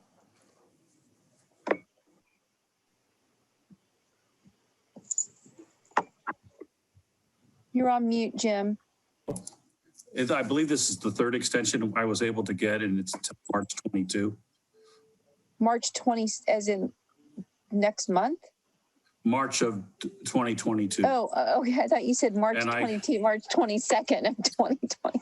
I'll have to go back and confirm that, but I know, I'm pretty sure I should say that it's the first quarter of the next year. Okay, thank you. And I'll confirm that with you.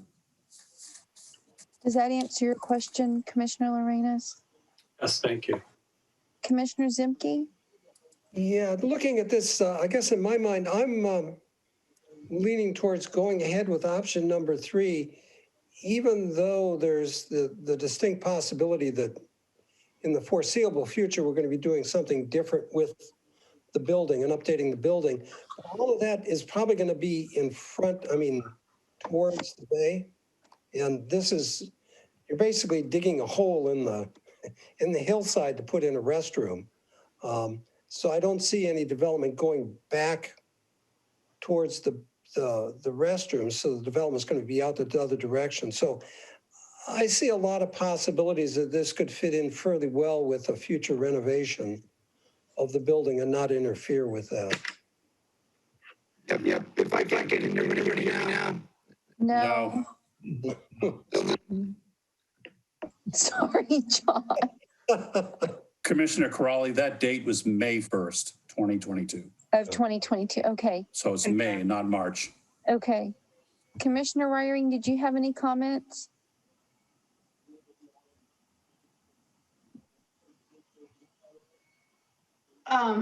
Yeah, I share Commissioner Lorenas's and Mateusz's comments. But I don't see how we get around not complying.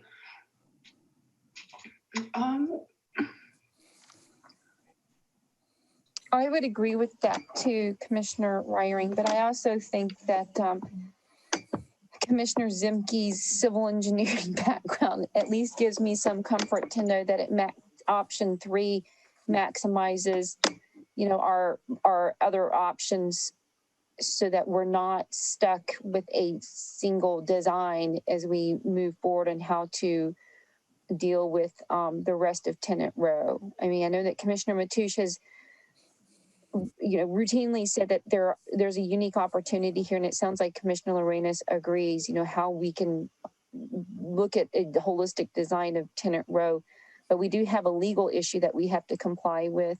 And I think option 3 might give us the most flexibility, even though it's the most expensive. I see a hand raised, John Moore, and I think he's probably calling in at this point. John, can you hear us?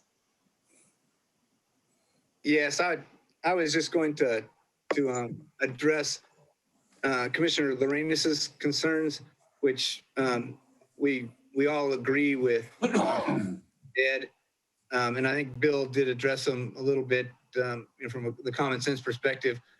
The fact is, we don't have a lot of options here, and Sally Swanson Architects have been working in an aggressive manner at our direction so that we can, as we all want, try to get accessible restrooms for all of the patrons of the Catch Joanne to utilize that are in fact ADA compliant. Not drag our feet and be talking about this and about how nice it would be to have ADA compliant restrooms 2 years after COVID restrictions have been lessened.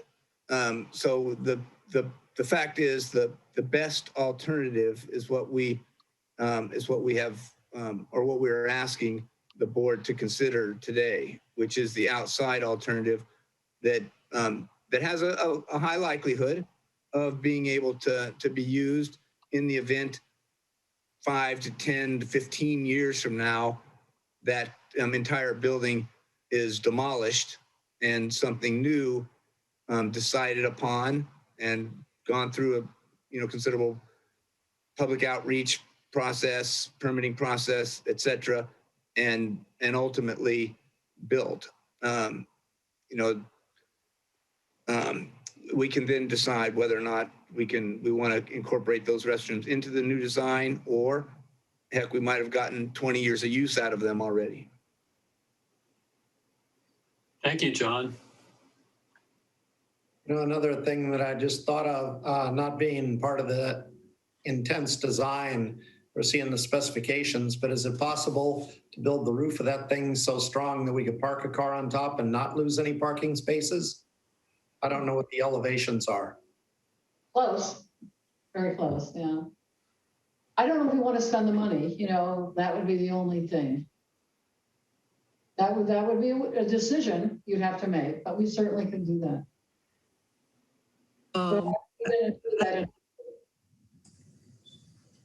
Actually, the roof level is not going to be the level of the parking lot. The roof level is about it's going to be higher than the parking lot because the drop from the parking lot to the restaurant level is about 4 or 5 feet. Okay, thank you. Sure. Any other discussion or questions, comments? Okay, I'll entertain a motion to go with the staff recommendation to direct and authorize staff to solicit bids for construction of the preferred plan for the Pillar Point Harbor Retail Space ADA Public Restroom Project in accordance with the Public Contract Code invitation for bid process. I will so move. Second. Okay, no other comments then? Then I will, let's take the roll call, please. Commissioner Mateusz? Aye. Mr. Zemke? Aye. Commissioner Lorenz? Aye. Mr. Chang Crawley? Aye. Commissioner Wyring? Aye. Great, that motion carries. And then we'll go on to agenda item number 16, which is the fiscal year 2019-2020 audited basic financial statements. Julie. Good afternoon, President Jane Crowley, commissioners. Item number 16 on today's agenda presents the district's audited financial statements for fiscal year ended June 30th, 2020. Once again, the finance team led by Boomer Hennethorn and supported by Ray Wong, Kenyip Chan, Katie Mickelson, Melanie Hayden, and all the rest of the support staff have done a terrific job in putting together a fair and accurate picture of the district finances. We have David Alvey here today, who is the audit partner with Mays and Associates, and he is going to be giving us a brief presentation on our results. Thank you. Great, thank you. Good afternoon, President and members of the Commission. My name is David Alvey. I'm a CPA and audit partner with Mays and Associates, and we are the Harbor District's independent external auditor. And our job every year is to come in and audit the financial statements and render an opinion that those financial statements are free from error and accurately reported so that you can use them for your decision-making process. The audit started back in September, where we did our field work. It was virtual this year just because of everything going on. But during that field work, we're looking at the internal control environment, making sure that not one person at the district can initiate, approve, and book a transaction all the way through without any kind of checks and balances. And then we're also looking at the actual numbers to make sure that they're fairly reported. So on the report that you have, the basic financial statements, the real meat of it is on page 1, and that is the audit opinion. And I'm pleased to say that it is an unmodified or clean audit opinion, and that's the highest level of assurance that a CPA firm can give an entity. So congratulations, you passed your audit. Right after the audit opinion is the management discussion and analysis, also known as the MDA, MD&A. And I would recommend that you at least review this. This is an executive summary of not only what the numbers were for June 30, 2020, but how they changed from the year before and why they changed. So just a couple of financial highlights I'd like to bring to your attention. Total assets and deferred outflows increased 3.1 million or 5.7% over last year. Total liabilities and deferred inflows decreased 113,000 or 1% over last year. Your total revenue increased about 6% or 745,000 over last year, and expenses dropped 4.3% or around 467,000. And a lot of the revenue changes and expense changes tend to happen or because of things that happen through the year. You know, property tax were increasing, different FEMA money. I know some of your parking was changed. So all that is outlined in that management discussion and analysis. The second report we have for you is the Memorandum on Internal Controls and Required Communication. This is also known as the management letter. And this is a direct report from my firm to this commission about things that we found during the audit. And those can be categorized in 3 ways. The first is material weakness, meaning something material can flow through the internal controls and not get caught. We have none of those. The second is significant deficiency, that something significant can come through the process and not get caught. We have none of those. And the last is a catch-all called other matters.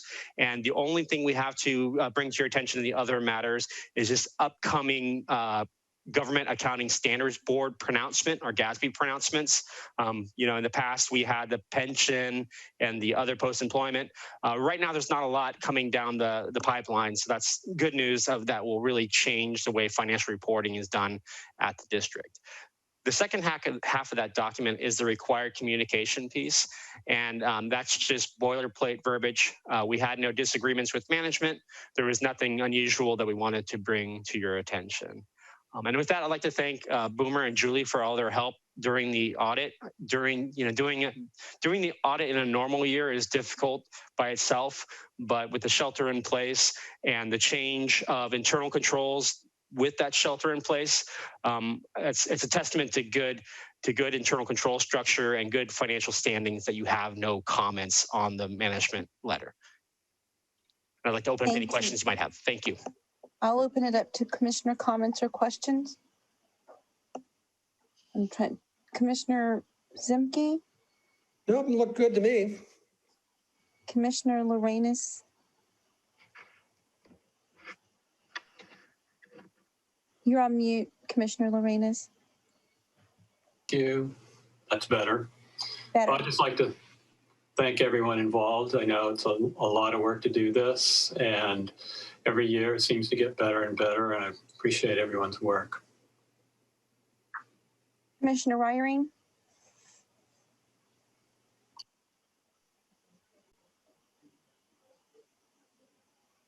Commissioner Ryring, do you have a comment? Oh, here. Okay, Commissioner Mateusz? Well, it takes a village, and I'd like to thank Mays, but also our staff. I know that they're working hard to keep us compliant and in excellent light. And all of us that finished that cybersecurity thing knows that, God, that was a chore in itself. So we're all working together, the board, the staff, and everything. And I'd like to thank everyone. Thank you. I'm going to echo everyone else's comments and sentiments as well. Thank you, Julie. I know it's been hard, and thank you to Boomer and everyone on staff who helped make this happen. I'm just so proud of the financial shape that the Harbor District is in. I mean, I think that in a very uncertain time, you know, we were able to shine financially, and it's in great part to the staff work that's been done, and actually, quite frankly, the board philosophy of being fiscally responsible.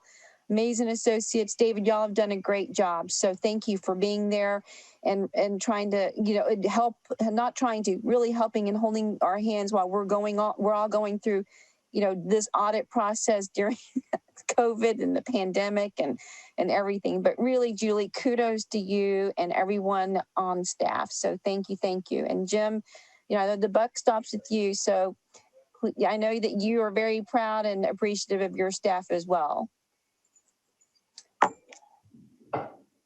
Yes, if I may, I think I want to send commendations out to Julie and and her staff, Ray, Boomer, fantastic job throughout the year and keeping us on track.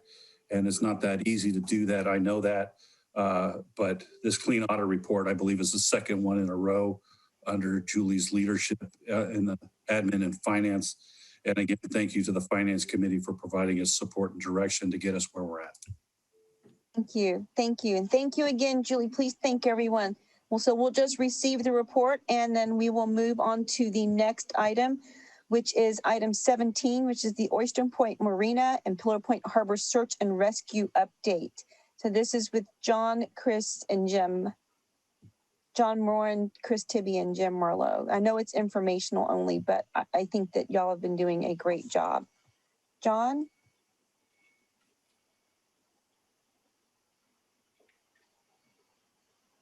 I don't know if John can hear us, but Jim, do you want to kick this off?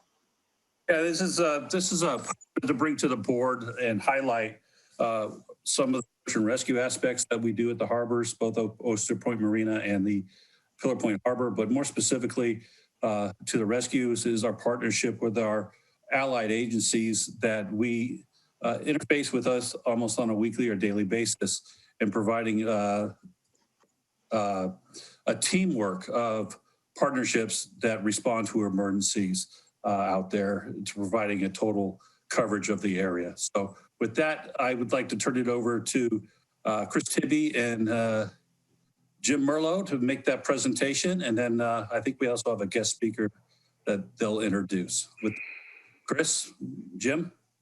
Thank you, Jim. Good afternoon, commissioners and members of the public who might be present. And thanks for your patience in waiting, Dave. I really appreciate that, Chief Cosgrove. Let me just share my screen here really quick.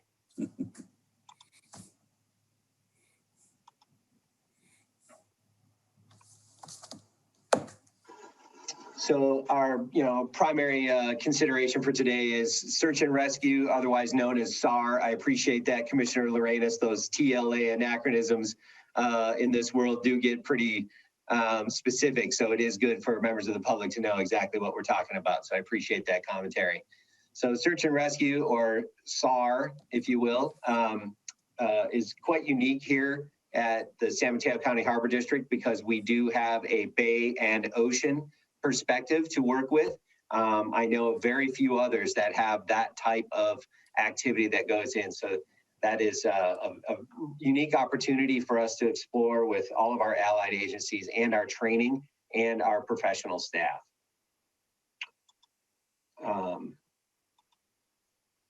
So just take a moment there and look at the grandeur and greatness of that little spot. We can see Pillar Point Harbor just nicely nestled and cloistered in behind the natural geography of Pillar Point Harbor, or Pillar Point itself. But I think what this shot really tells us is how Pillar Point Harbor and the immediate coastline favors the skilled. The waters are active, the swell activity coupled with a varied bottom topography can create challenging and often dangerous conditions. And due to these conditions and the incredible opportunities for recreational and commercial boating, Pillar Point Harbor Patrol responds to, on average, year on year, 300 call-outs, with 110 of those last year alone being SAR, and all of those 110 requiring at least some medical attention. Our predominant area of operation here at Pillar Point Harbor is approximately 12 miles north and 12 miles south. So for geographical reference, think of that as, say, from Devil's Slide, Gray Whale Point to the north, and San Gregorio to the south. This stretch of the coastline contains numerous pocket beaches, and that often lead to SAR activity with multiple agencies. Those pocket beaches are incredibly dangerous, as we know from the last tragedy.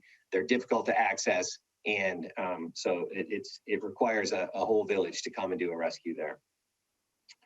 Pillar Point Harbor Patrol has an extensive training regimen that is both continuous and focused on the complexities of the area of operation. We frequently train with the Coast Guard, CAL FIRE, CAL Park lifeguards, San Mateo County Parks, and San Mateo County Sheriffs. these allied agencies who represent the network of safety here on the coast.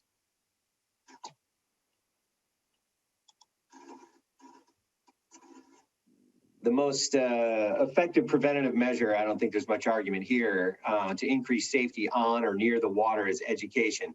And this is a nice shot of our training officer, Carrie Smith, engaging with some future boaters, getting the work done. So to that end, the district has implemented well-received public outreach and educational programs towards boating safety and vessel preparedness.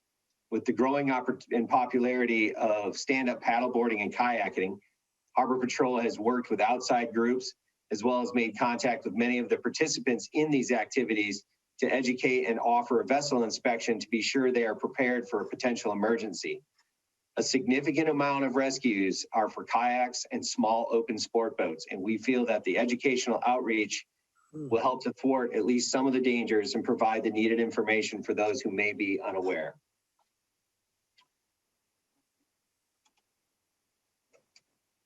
Along with this consistent training and our coordinated efforts, you can see the need for effective SAR response can be critical.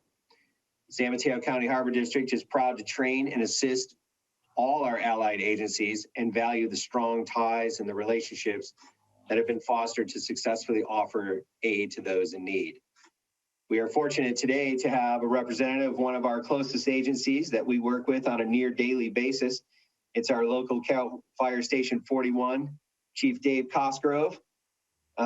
Thanks, Chief, for being here today. And above all, I want to thank you for taking the time and for all that you do here on the coast side and for what you do with us here at Pillar Point Harbor. Dave?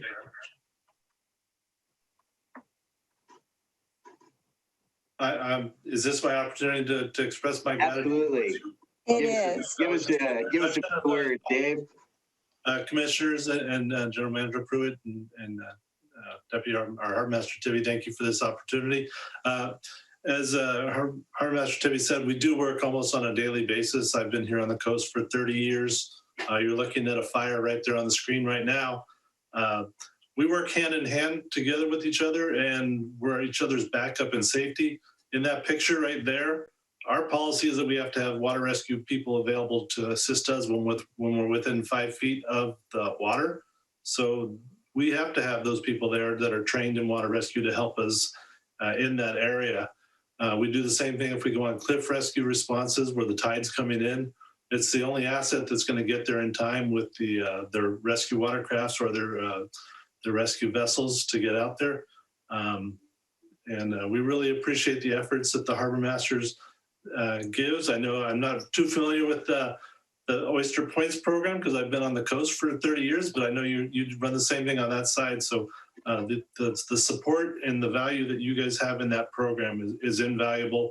By the time Coast Guard gears up and comes out here, as we know, there's not a lot of time when people get in trouble in the water with hypothermia, with the surf line, how long they can struggle to stay afloat. And we've seen effective rescues where they went in at the very last minute and effected a rescue from their watercraft to save somebody, where if it wasn't there, that person would have perished. So we just want to thank you for your efforts. The training we do, the training that was put together by Deputy Harbor Master Smith with all the agencies last week was phenomenal.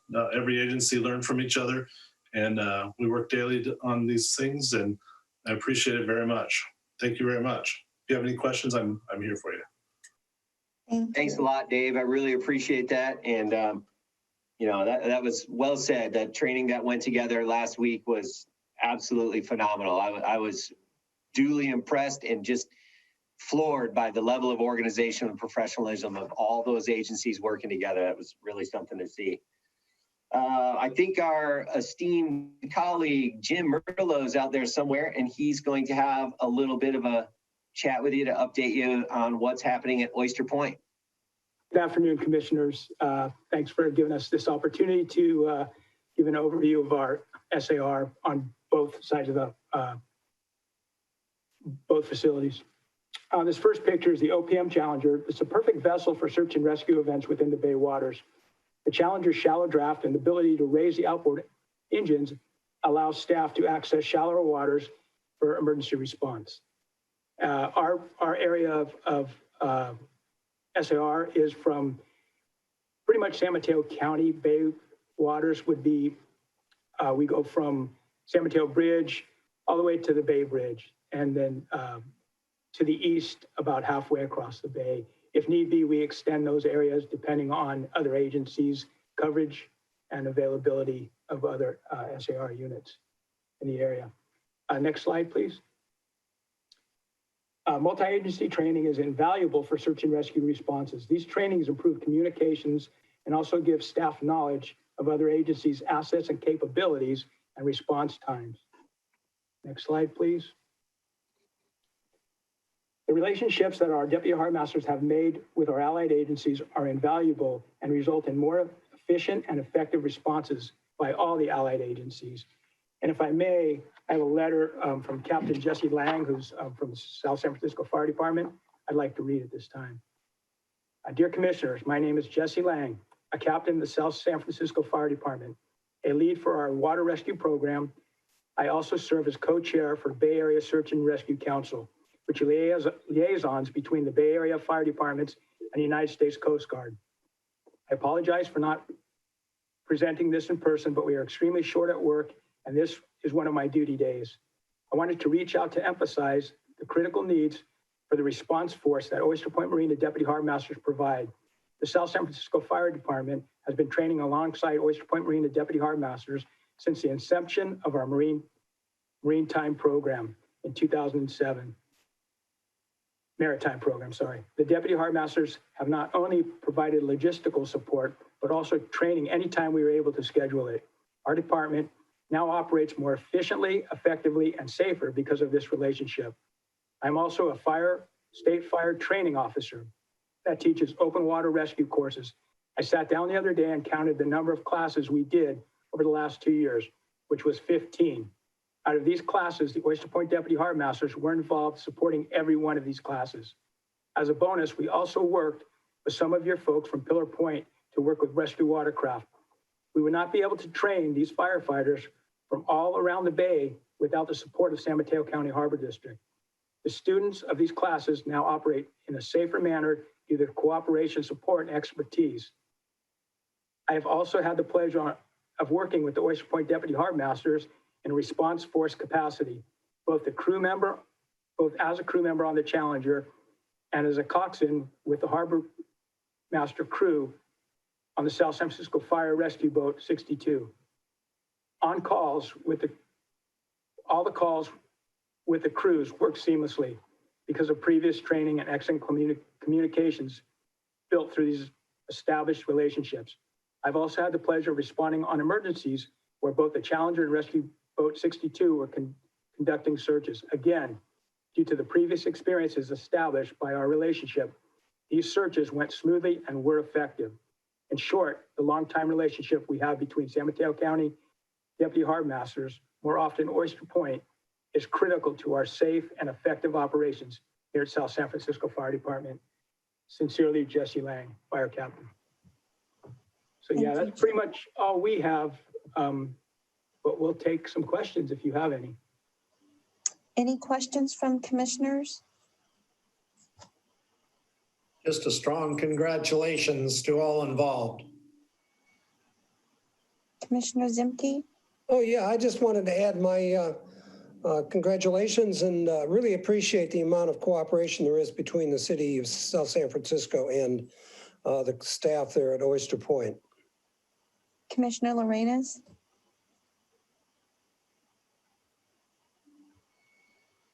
Ed, you're on mute.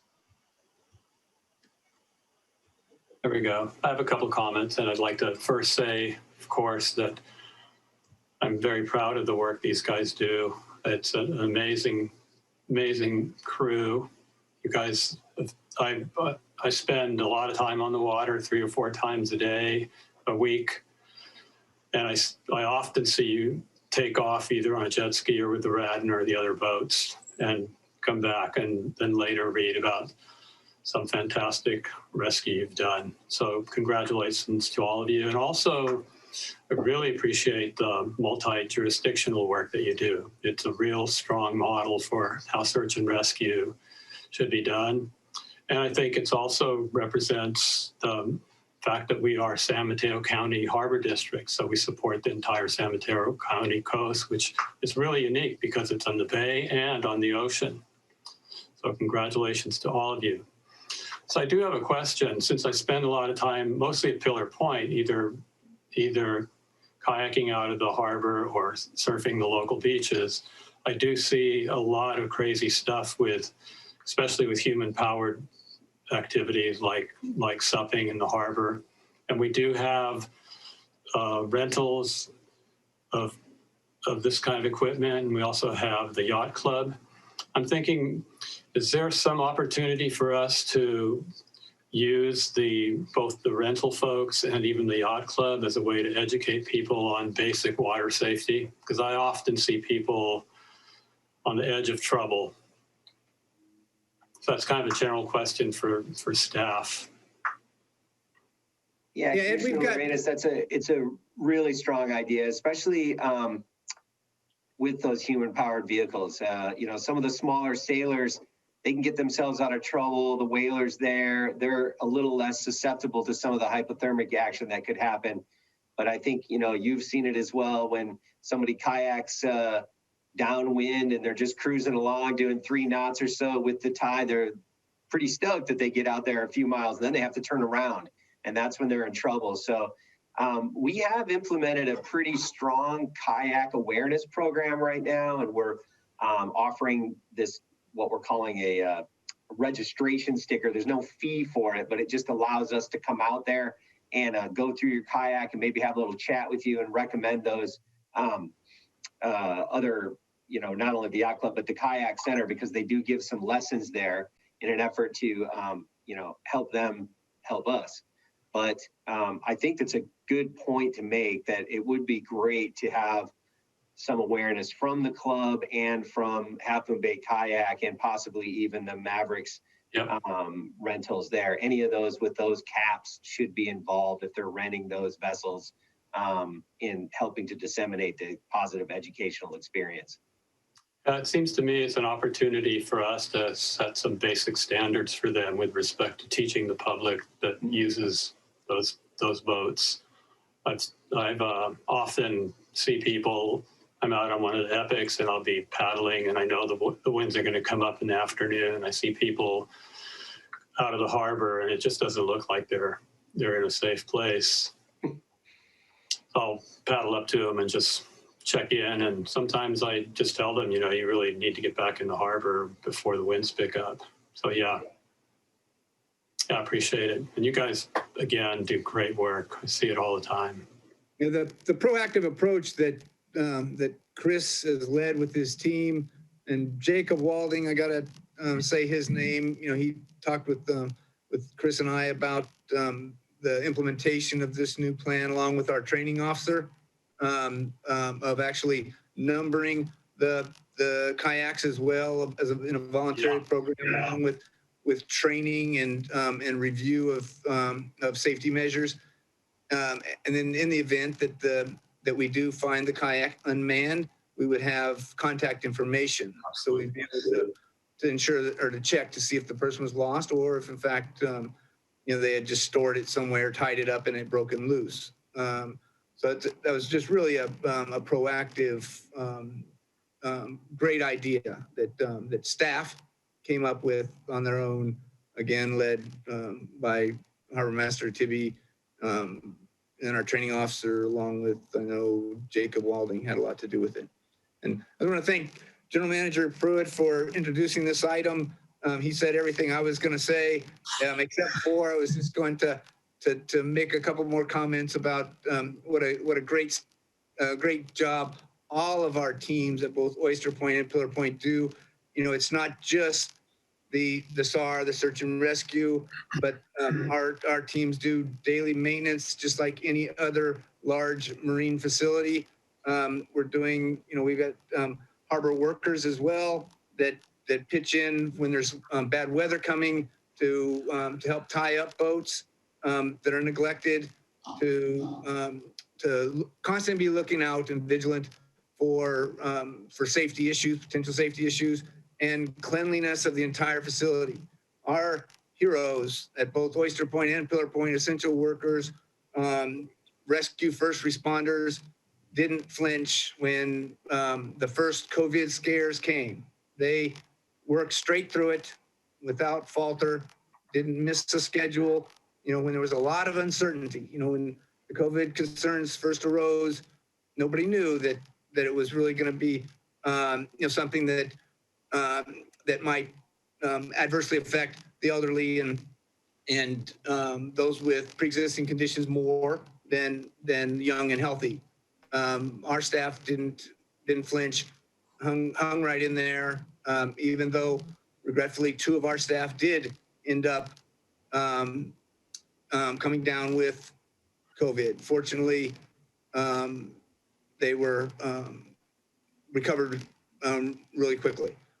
But our efforts continue to take the COVID-19 concerns very seriously, and we've got signage up everywhere and constantly are reminding all of the public to wear masks and socially distance, both at Pillar Point and Oyster Point.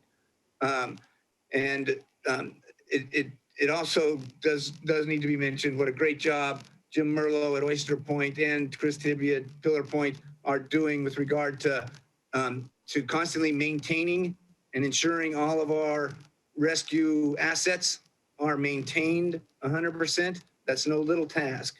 Under Jim Merlo's direction, we just had the Challenger, the vessel that he highlighted, repowered. We also, just a few years ago, totally redid the vessel Radden, the rescue vessel. New engines, totally redid it from the hull up. And that brings me to my last point, is just, we want to thank our Board of Harbor Commissioners who constantly support our operations. And without that support from all 5 of our harbor commissioners, it has always been one thing that all of our harbor commissioners agree upon is the support of our operations. And we really appreciate that. And if it weren't for our harbor commissioners' support, we would not have the professional assets and the professional training and the ability to partner with Chief Cosgrove and Captain Lang and all of our other allied partnerships. It is due to our Board of Harbor Commissioners' courage and support, and we appreciate it. Well, I want to make a comment as well. I want to thank I want to thank our Harbor Patrol crew and our partners, Coastside Fire, Chief Cosgrave. Thank you so much for working and strengthening the partnership. I wanted to put this item on the agenda because of the tragic events that have happened along our coast with the latest one about a month and a half ago of the 12-year-old being swept out to sea, because I don't think that enough recognition is given to our Harbor Patrol crew and what the role that they play. And I know that we have had great relationships and just a great working relationship with the other first responders, including the sheriff's office and the fire district, the Coastside Fire District. And this is just on the coast. Haven't even touched Oyster Point yet. But I just want to thank the Harbor Patrol crews for both sides, the Oyster Point area and Pillar Point, for all the work that you're doing. It's tough work on top of all of the things that you're already doing at your respective, area in your respective areas on land. Like I said, I saw Pillar Point Harbor just brimming with people. So on top of doing what you're doing for water rescue, the other personnel who are working, on Johnson Pier are also doing a great job. It's, we're here for the public. We're here to provide, a service, and with no place to go or very limited numbers of places to go for during the pandemic, I think that it puts all of y'all in front of the public more than ever. And on top of that, with the water rescue, you know, it's critical, the work that you do. So thank you for doing that, and thank you to our partners as well.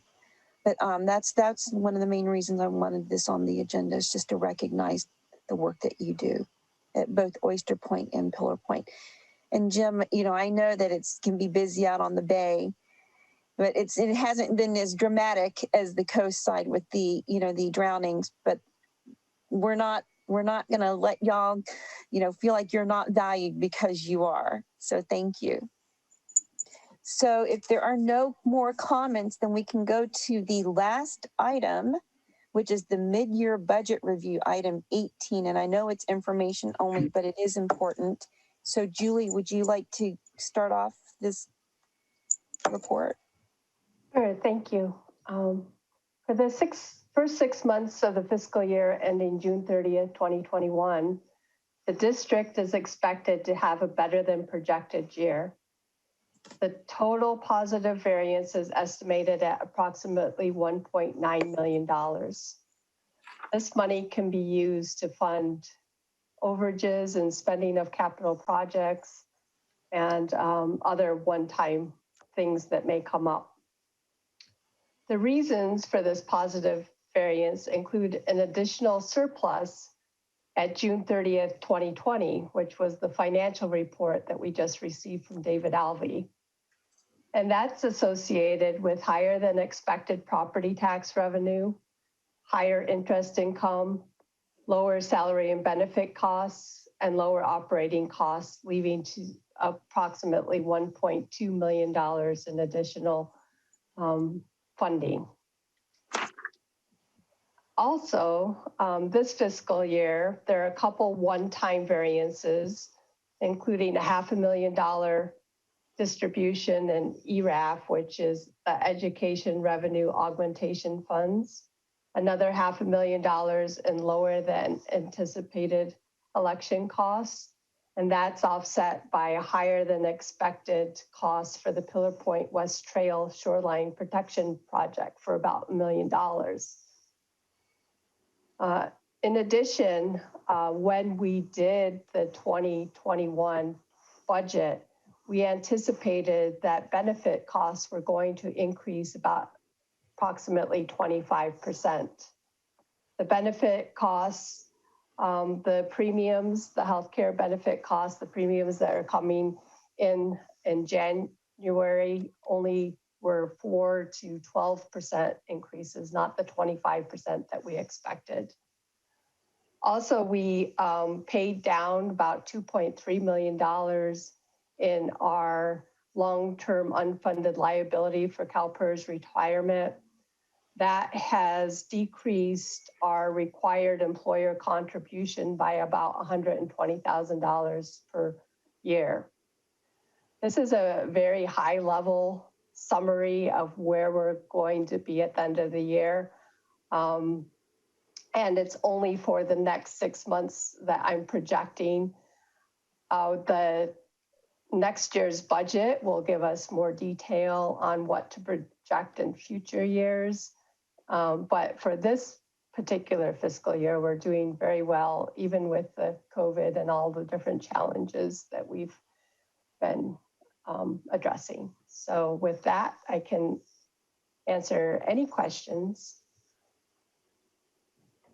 I'll open it up to commissioner comments. Commissioner Zemke? Oh, yeah, thanks for the, am I muted? No. Oh, okay. Thanks for the report. And it's comforting to see our financial position. I know it takes kind of pressure off of the other things we need to take a look at. So thanks very much for the report. Commissioner Mateusz? I echo what Commissioner Zemke just stated. We're moving in the right direction. We got our eye on the ball. Things are going well. Commissioner Lorenz? I'm in complete agreement with everyone. Great job. I agree. Great job, Julie and staff, and just like I said, I think we're in great financial health. We're also very fortunate to live in an area where our property values are going up, and therefore our property taxes are pretty strong as well. One of the things that I promised to bring back to the board at a future time after looking at the financials was something that the board approved, which was the $2,000 bonus for the harbor patrol crew or harbor personnel crew. And given the financials right now, after having looked at them, I would like to bring that back as a potential future agenda item. We thought about at the time looking at another $2,000. So is that something? Well, I would like to bring that back. I'm not sure. I mean, we're not at the item yet where we're putting on future agenda items, but I guess we could add that on here if you would like to do that, at least to consider this additional $2,000 to at least look at it and have staff give us a report on whether or not it would make sense financially. So President Crowley, if I can make a recommendation that please I'd like to add that as a future agenda item, that you remake this motion or thought at that point, and then the board can vote on it. Okay, perfect. Okay, again, thank you very much for keeping our finances healthy, Julie, and please give our great thanks to the staff as well. Okay, thank you. Thanks. So Commissioner Lorraine has pulled off the consent calendar item number 4, which is the monthly capital projects update. So we can circle back to that now. And John Moran, if you would like to kick off that report, or is there a reason, Ed, that you wanted to take it off? Probably more efficient if I just comment on why I pulled it off. I'll probably pull this report every public meeting that we have it, because it gives an opportunity for us to highlight some things and ask questions. So it'd be better to see this on the discussion agenda. In this case, there's a lot here, and since we're kind of running out of time and I'm sure people are tired, I'll just stick with the West Trail project. As was mentioned before, there were a few of us that were at the Coastal Commission hearing. I'd like to put in the record, I'll send it to our staff to put on the record what I said at the Coastal Commission hearing. Definitely in support of this project. And one of the questions I have is, did we ask the California Coastal Conservancy for funding? Is that something we did? Because I've heard from them that there is some funding available for this project. And just a general comment for these updates, it would be nice to maybe at the end of each one of these items, if it's appropriate, to just have maybe an outline or a list of what the funding, where we are with respect to funding, so that it's easy for us to see, but also for our members of the public. Yeah, I can add that, Ed, in my activity report, just for the public's knowledge. I know the commissioners already are aware, but in my in the regular operations activity report, I do have the monthly grant effort summary. And yes, we're looking at every single possible grant opportunity for all of our projects. But that said, anybody, any members of the public or commissioners, of course, want to shoot me an email and say, hey, did you guys look at this one? I'll shoot that to our consultants and to our actual grant consulting firm, just to ensure that we're not overlooking anything. Yeah. So do you, excuse me, do you know if we reached out to the Coastal Conservancy? Ed, I believe so, but I'll get back with you on that. Okay. I believe we've reached out to them on Surfers Beach and West Trail. Okay. There's, I keep getting so much feedback back from both, like Brad Damitz. Brad Damitz is working on both the Surfers Beach and the West Trail project as sub-consultant with JHD on the West Trail project. He has sent me, I can't tell you how many.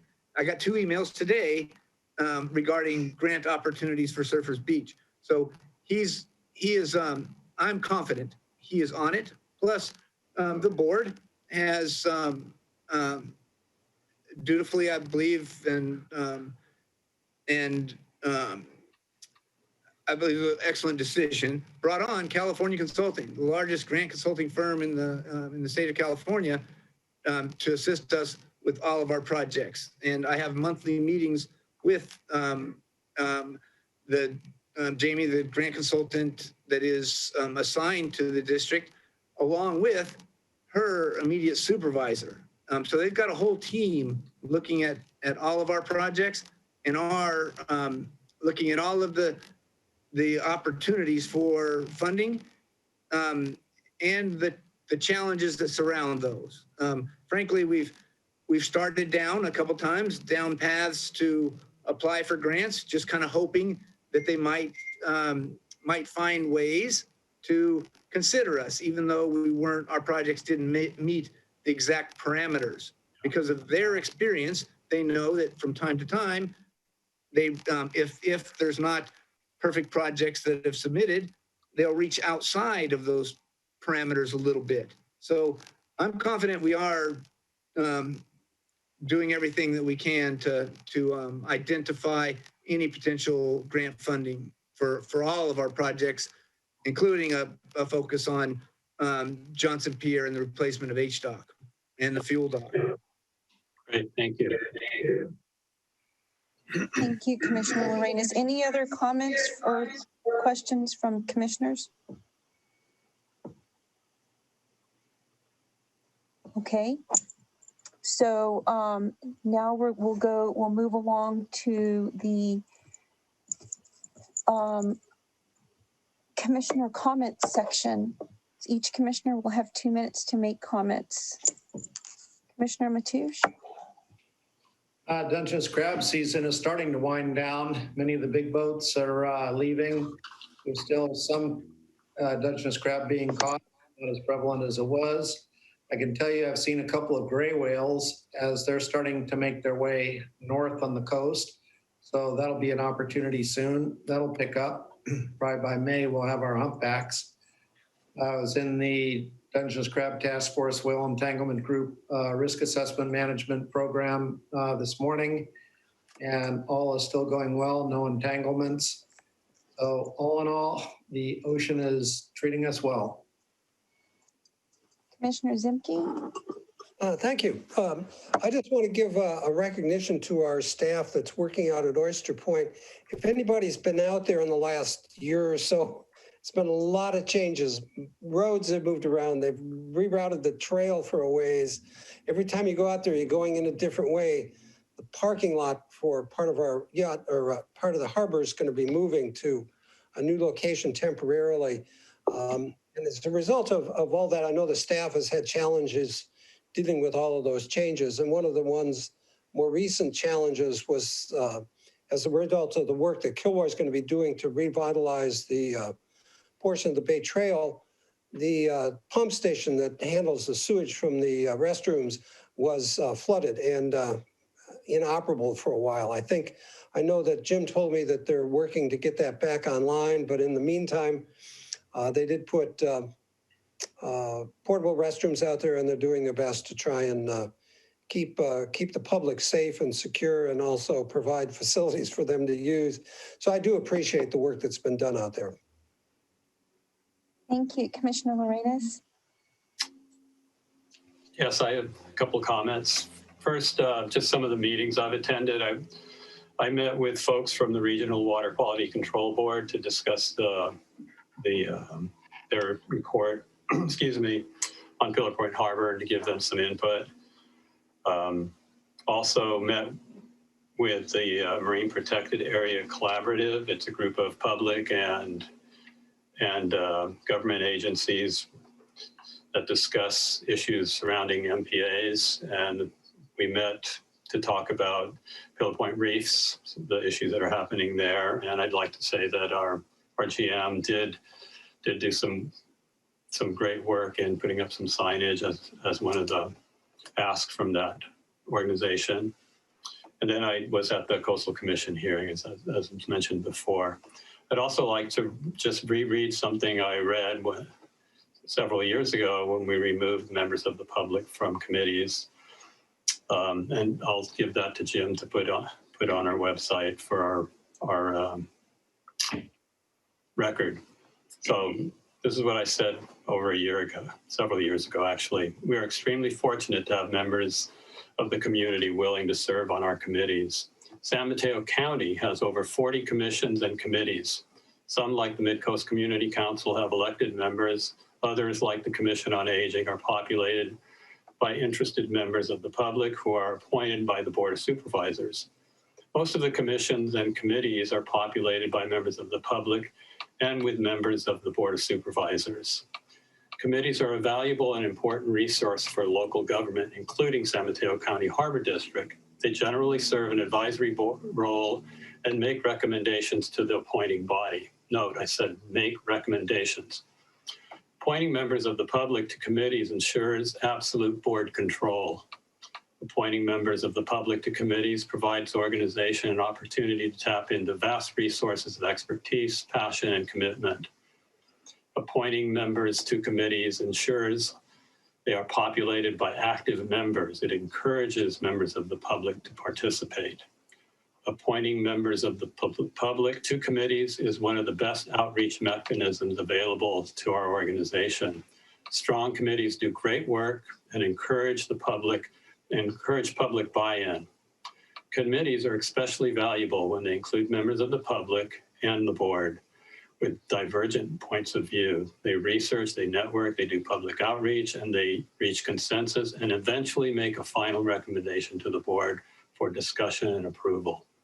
Our district, by excluding the public from appointment to our committees, has lost all of this, and worse yet, has sent a shameful message to the people we serve that their voice is not important. Thanks.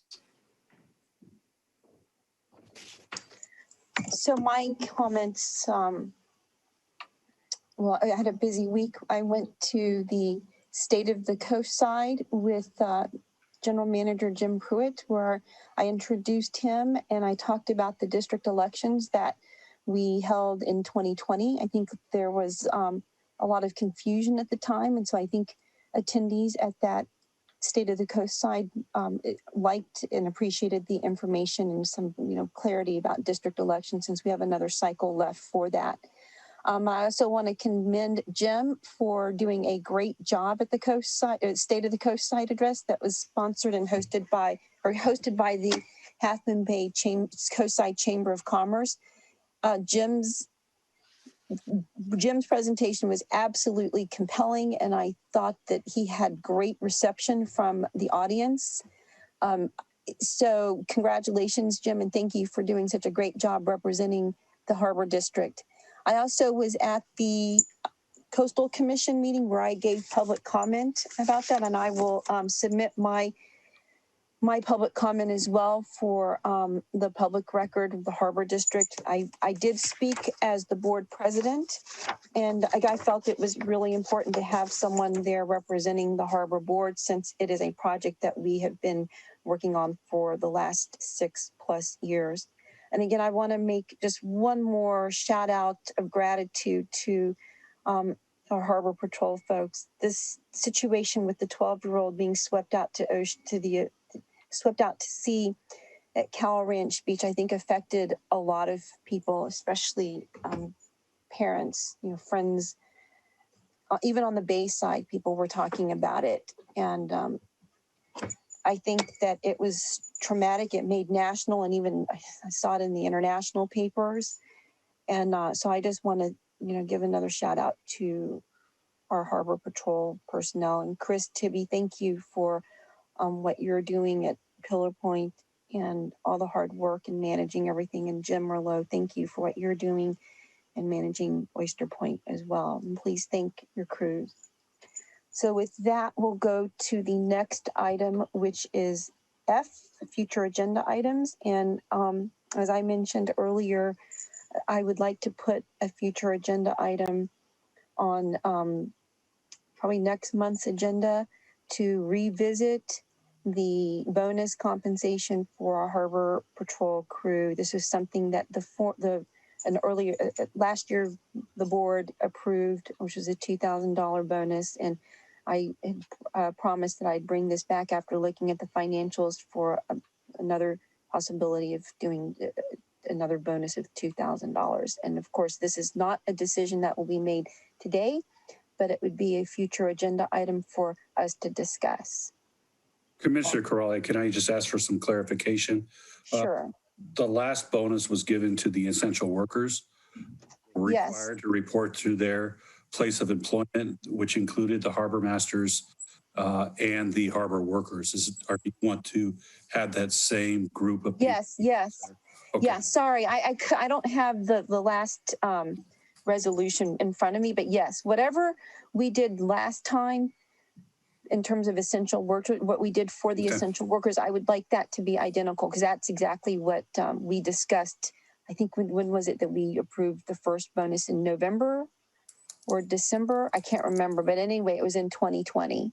It may have been, it was either November or December, but yes, it would be for the identical group of essential workers. Okay, thank you. Want that as an agenda item? Yeah, I'll make a motion to include that for the March agenda. Is there a second? Second. Any comments or questions? Okay, so let's do a vote on this, and then we'll entertain other future agenda items from other commissioners if there are any. Roll call, please, Melanie.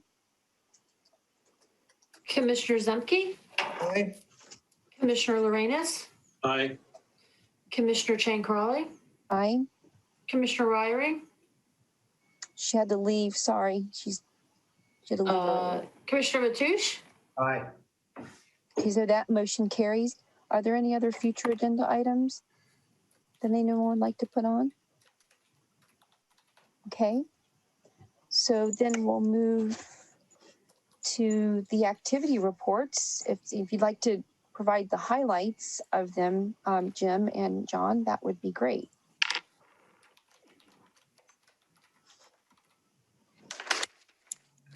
Just wanted to comment that it's been an extremely busy time of the year for both harbors with the crab fishing season kicking in and keeping Johnson Pier safe.